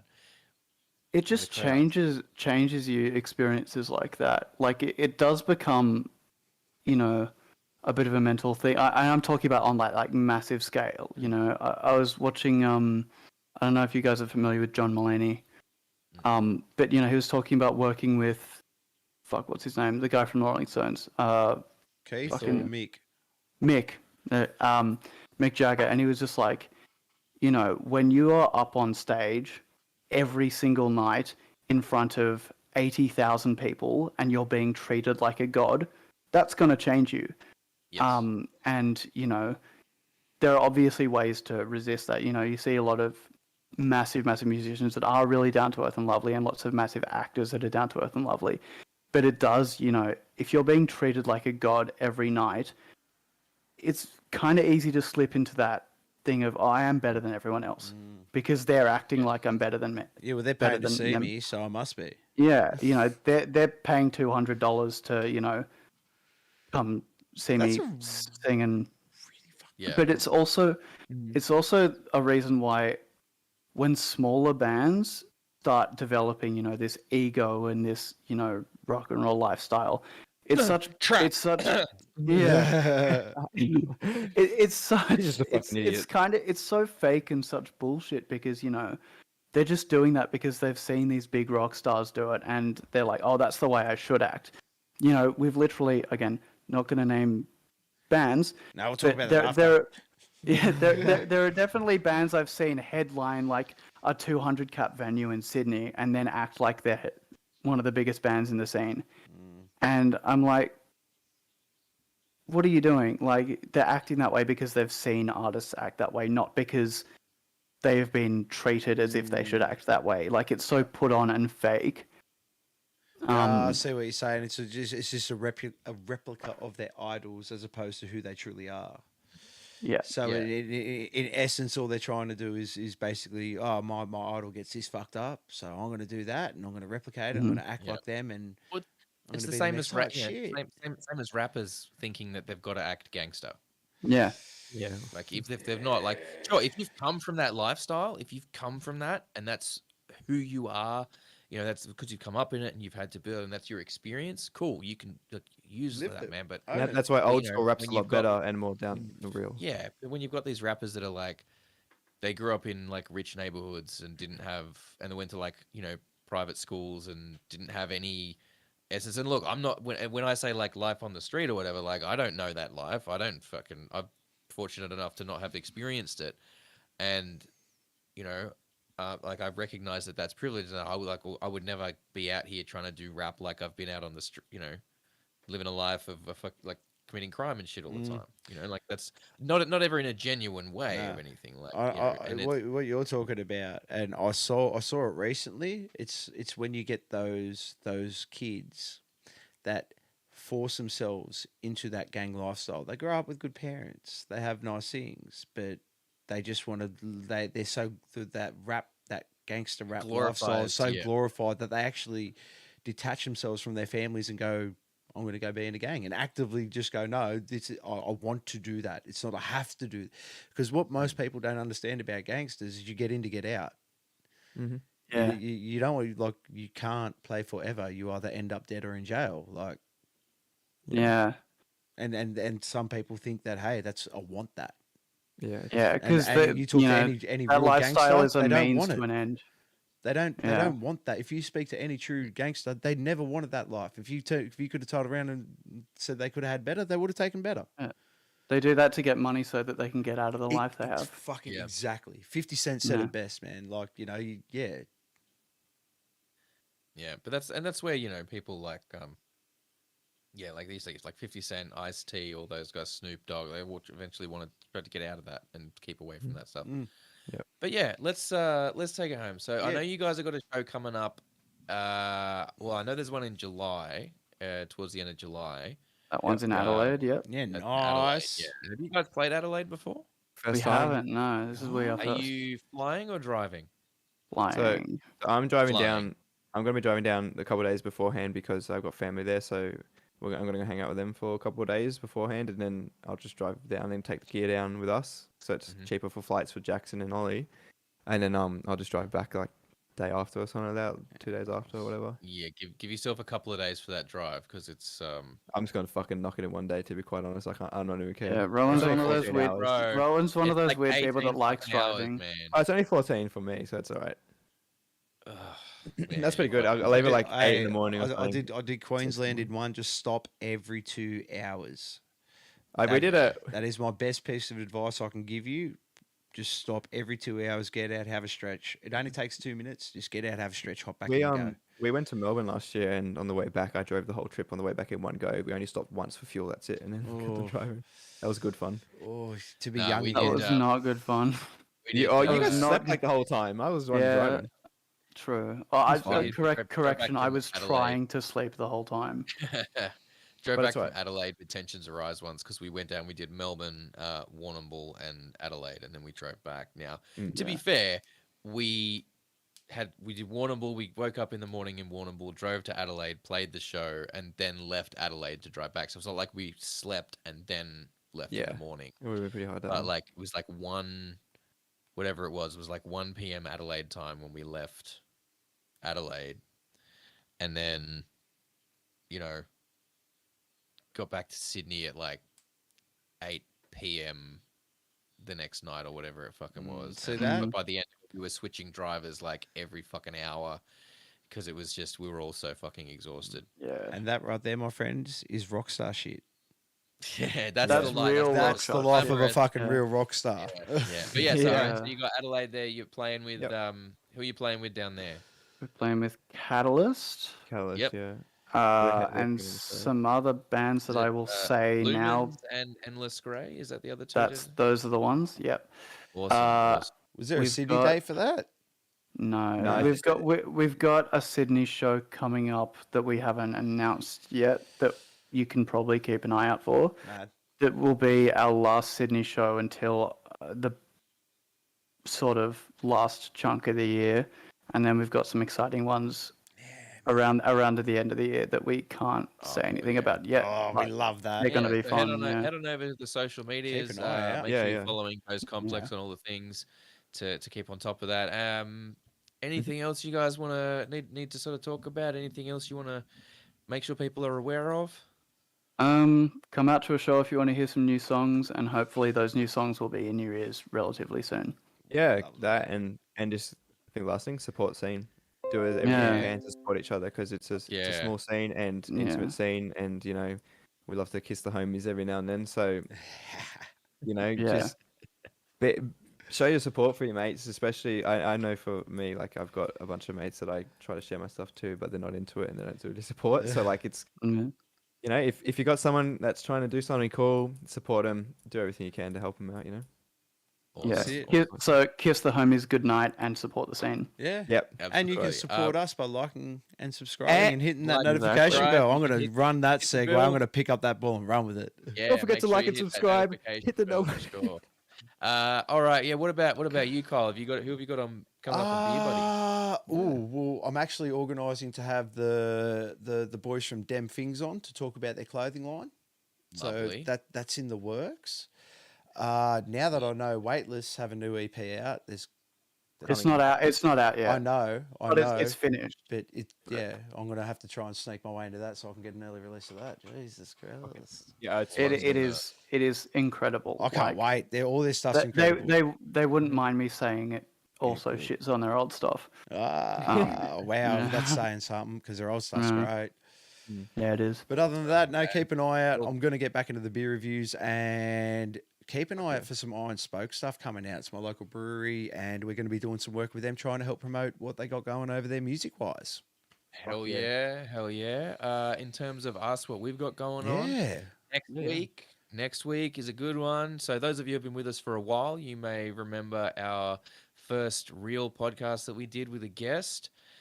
We had the inimitable Kid Crusher come on and do that one. So we have Kid Crusher coming on next week. Oh, He's and coming he's back on been to talk all about his new album, Metal Murder 4K. 2. Metal Murder 4K. No, No? Metal Murder 4K. What a title. It is. and, Oh, man, he's a pro. He's a homie. Yeah, well, he had Metal Murder, then he had Metal Murder 2, then Metal Murder 3D. Now it's Metal Murder 4K. Hell yeah. and Fuck yeah.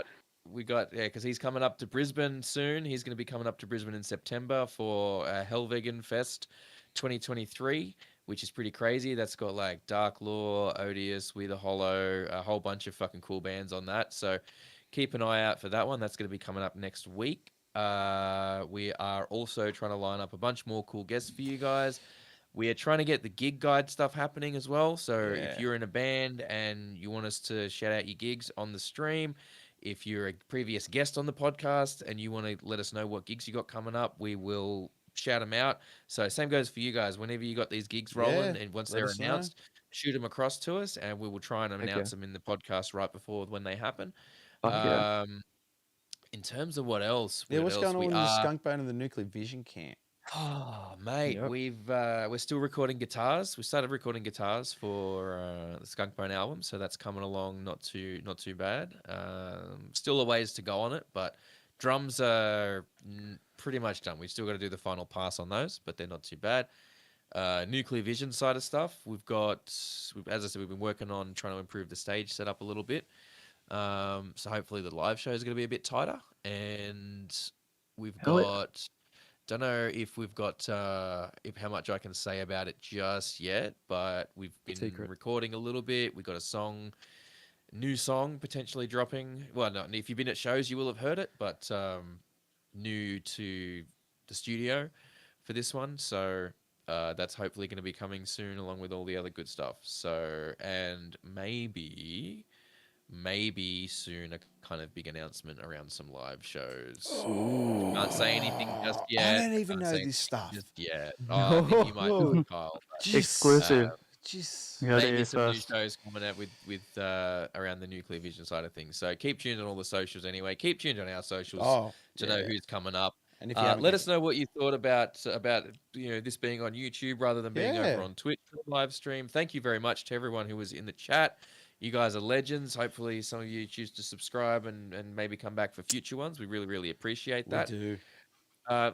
Let's take this one home. We will very briefly be playing, very shortly be playing a song from Ghost Complex. What song did we end up lining up? We picked. What did we pick? We picked Mania. Mania. All right. So we're going to be playing the film clip for Mania. So make sure you just stick around.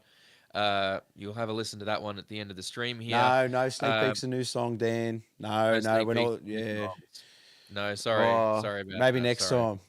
time. Rowan and Jackson Sorry, don't go buddy. nowhere once we say goodbye to the stream because don't we'll go have a anywhere. quick chat afterwards. Yeah, easy. Man. Other than that, thank you very much to the Ghost Complex boys for joining us. We very much appreciate that. Thank you for having Thank you us. to my co-host Kyle. Thank you to all the amazing viewers, all the people who were in the chat there. We love to see an active chat. Really makes us happy. And look, other than that, like we said, we know the world's been pretty crazy. Like, kiss your homies, support the scene, take care of each other. That's what it's all about, baby. That's it. So Go tell thank you very someone much you for love tuning them in. We'll catch you guys next time because we love them. and enjoy the song. Says.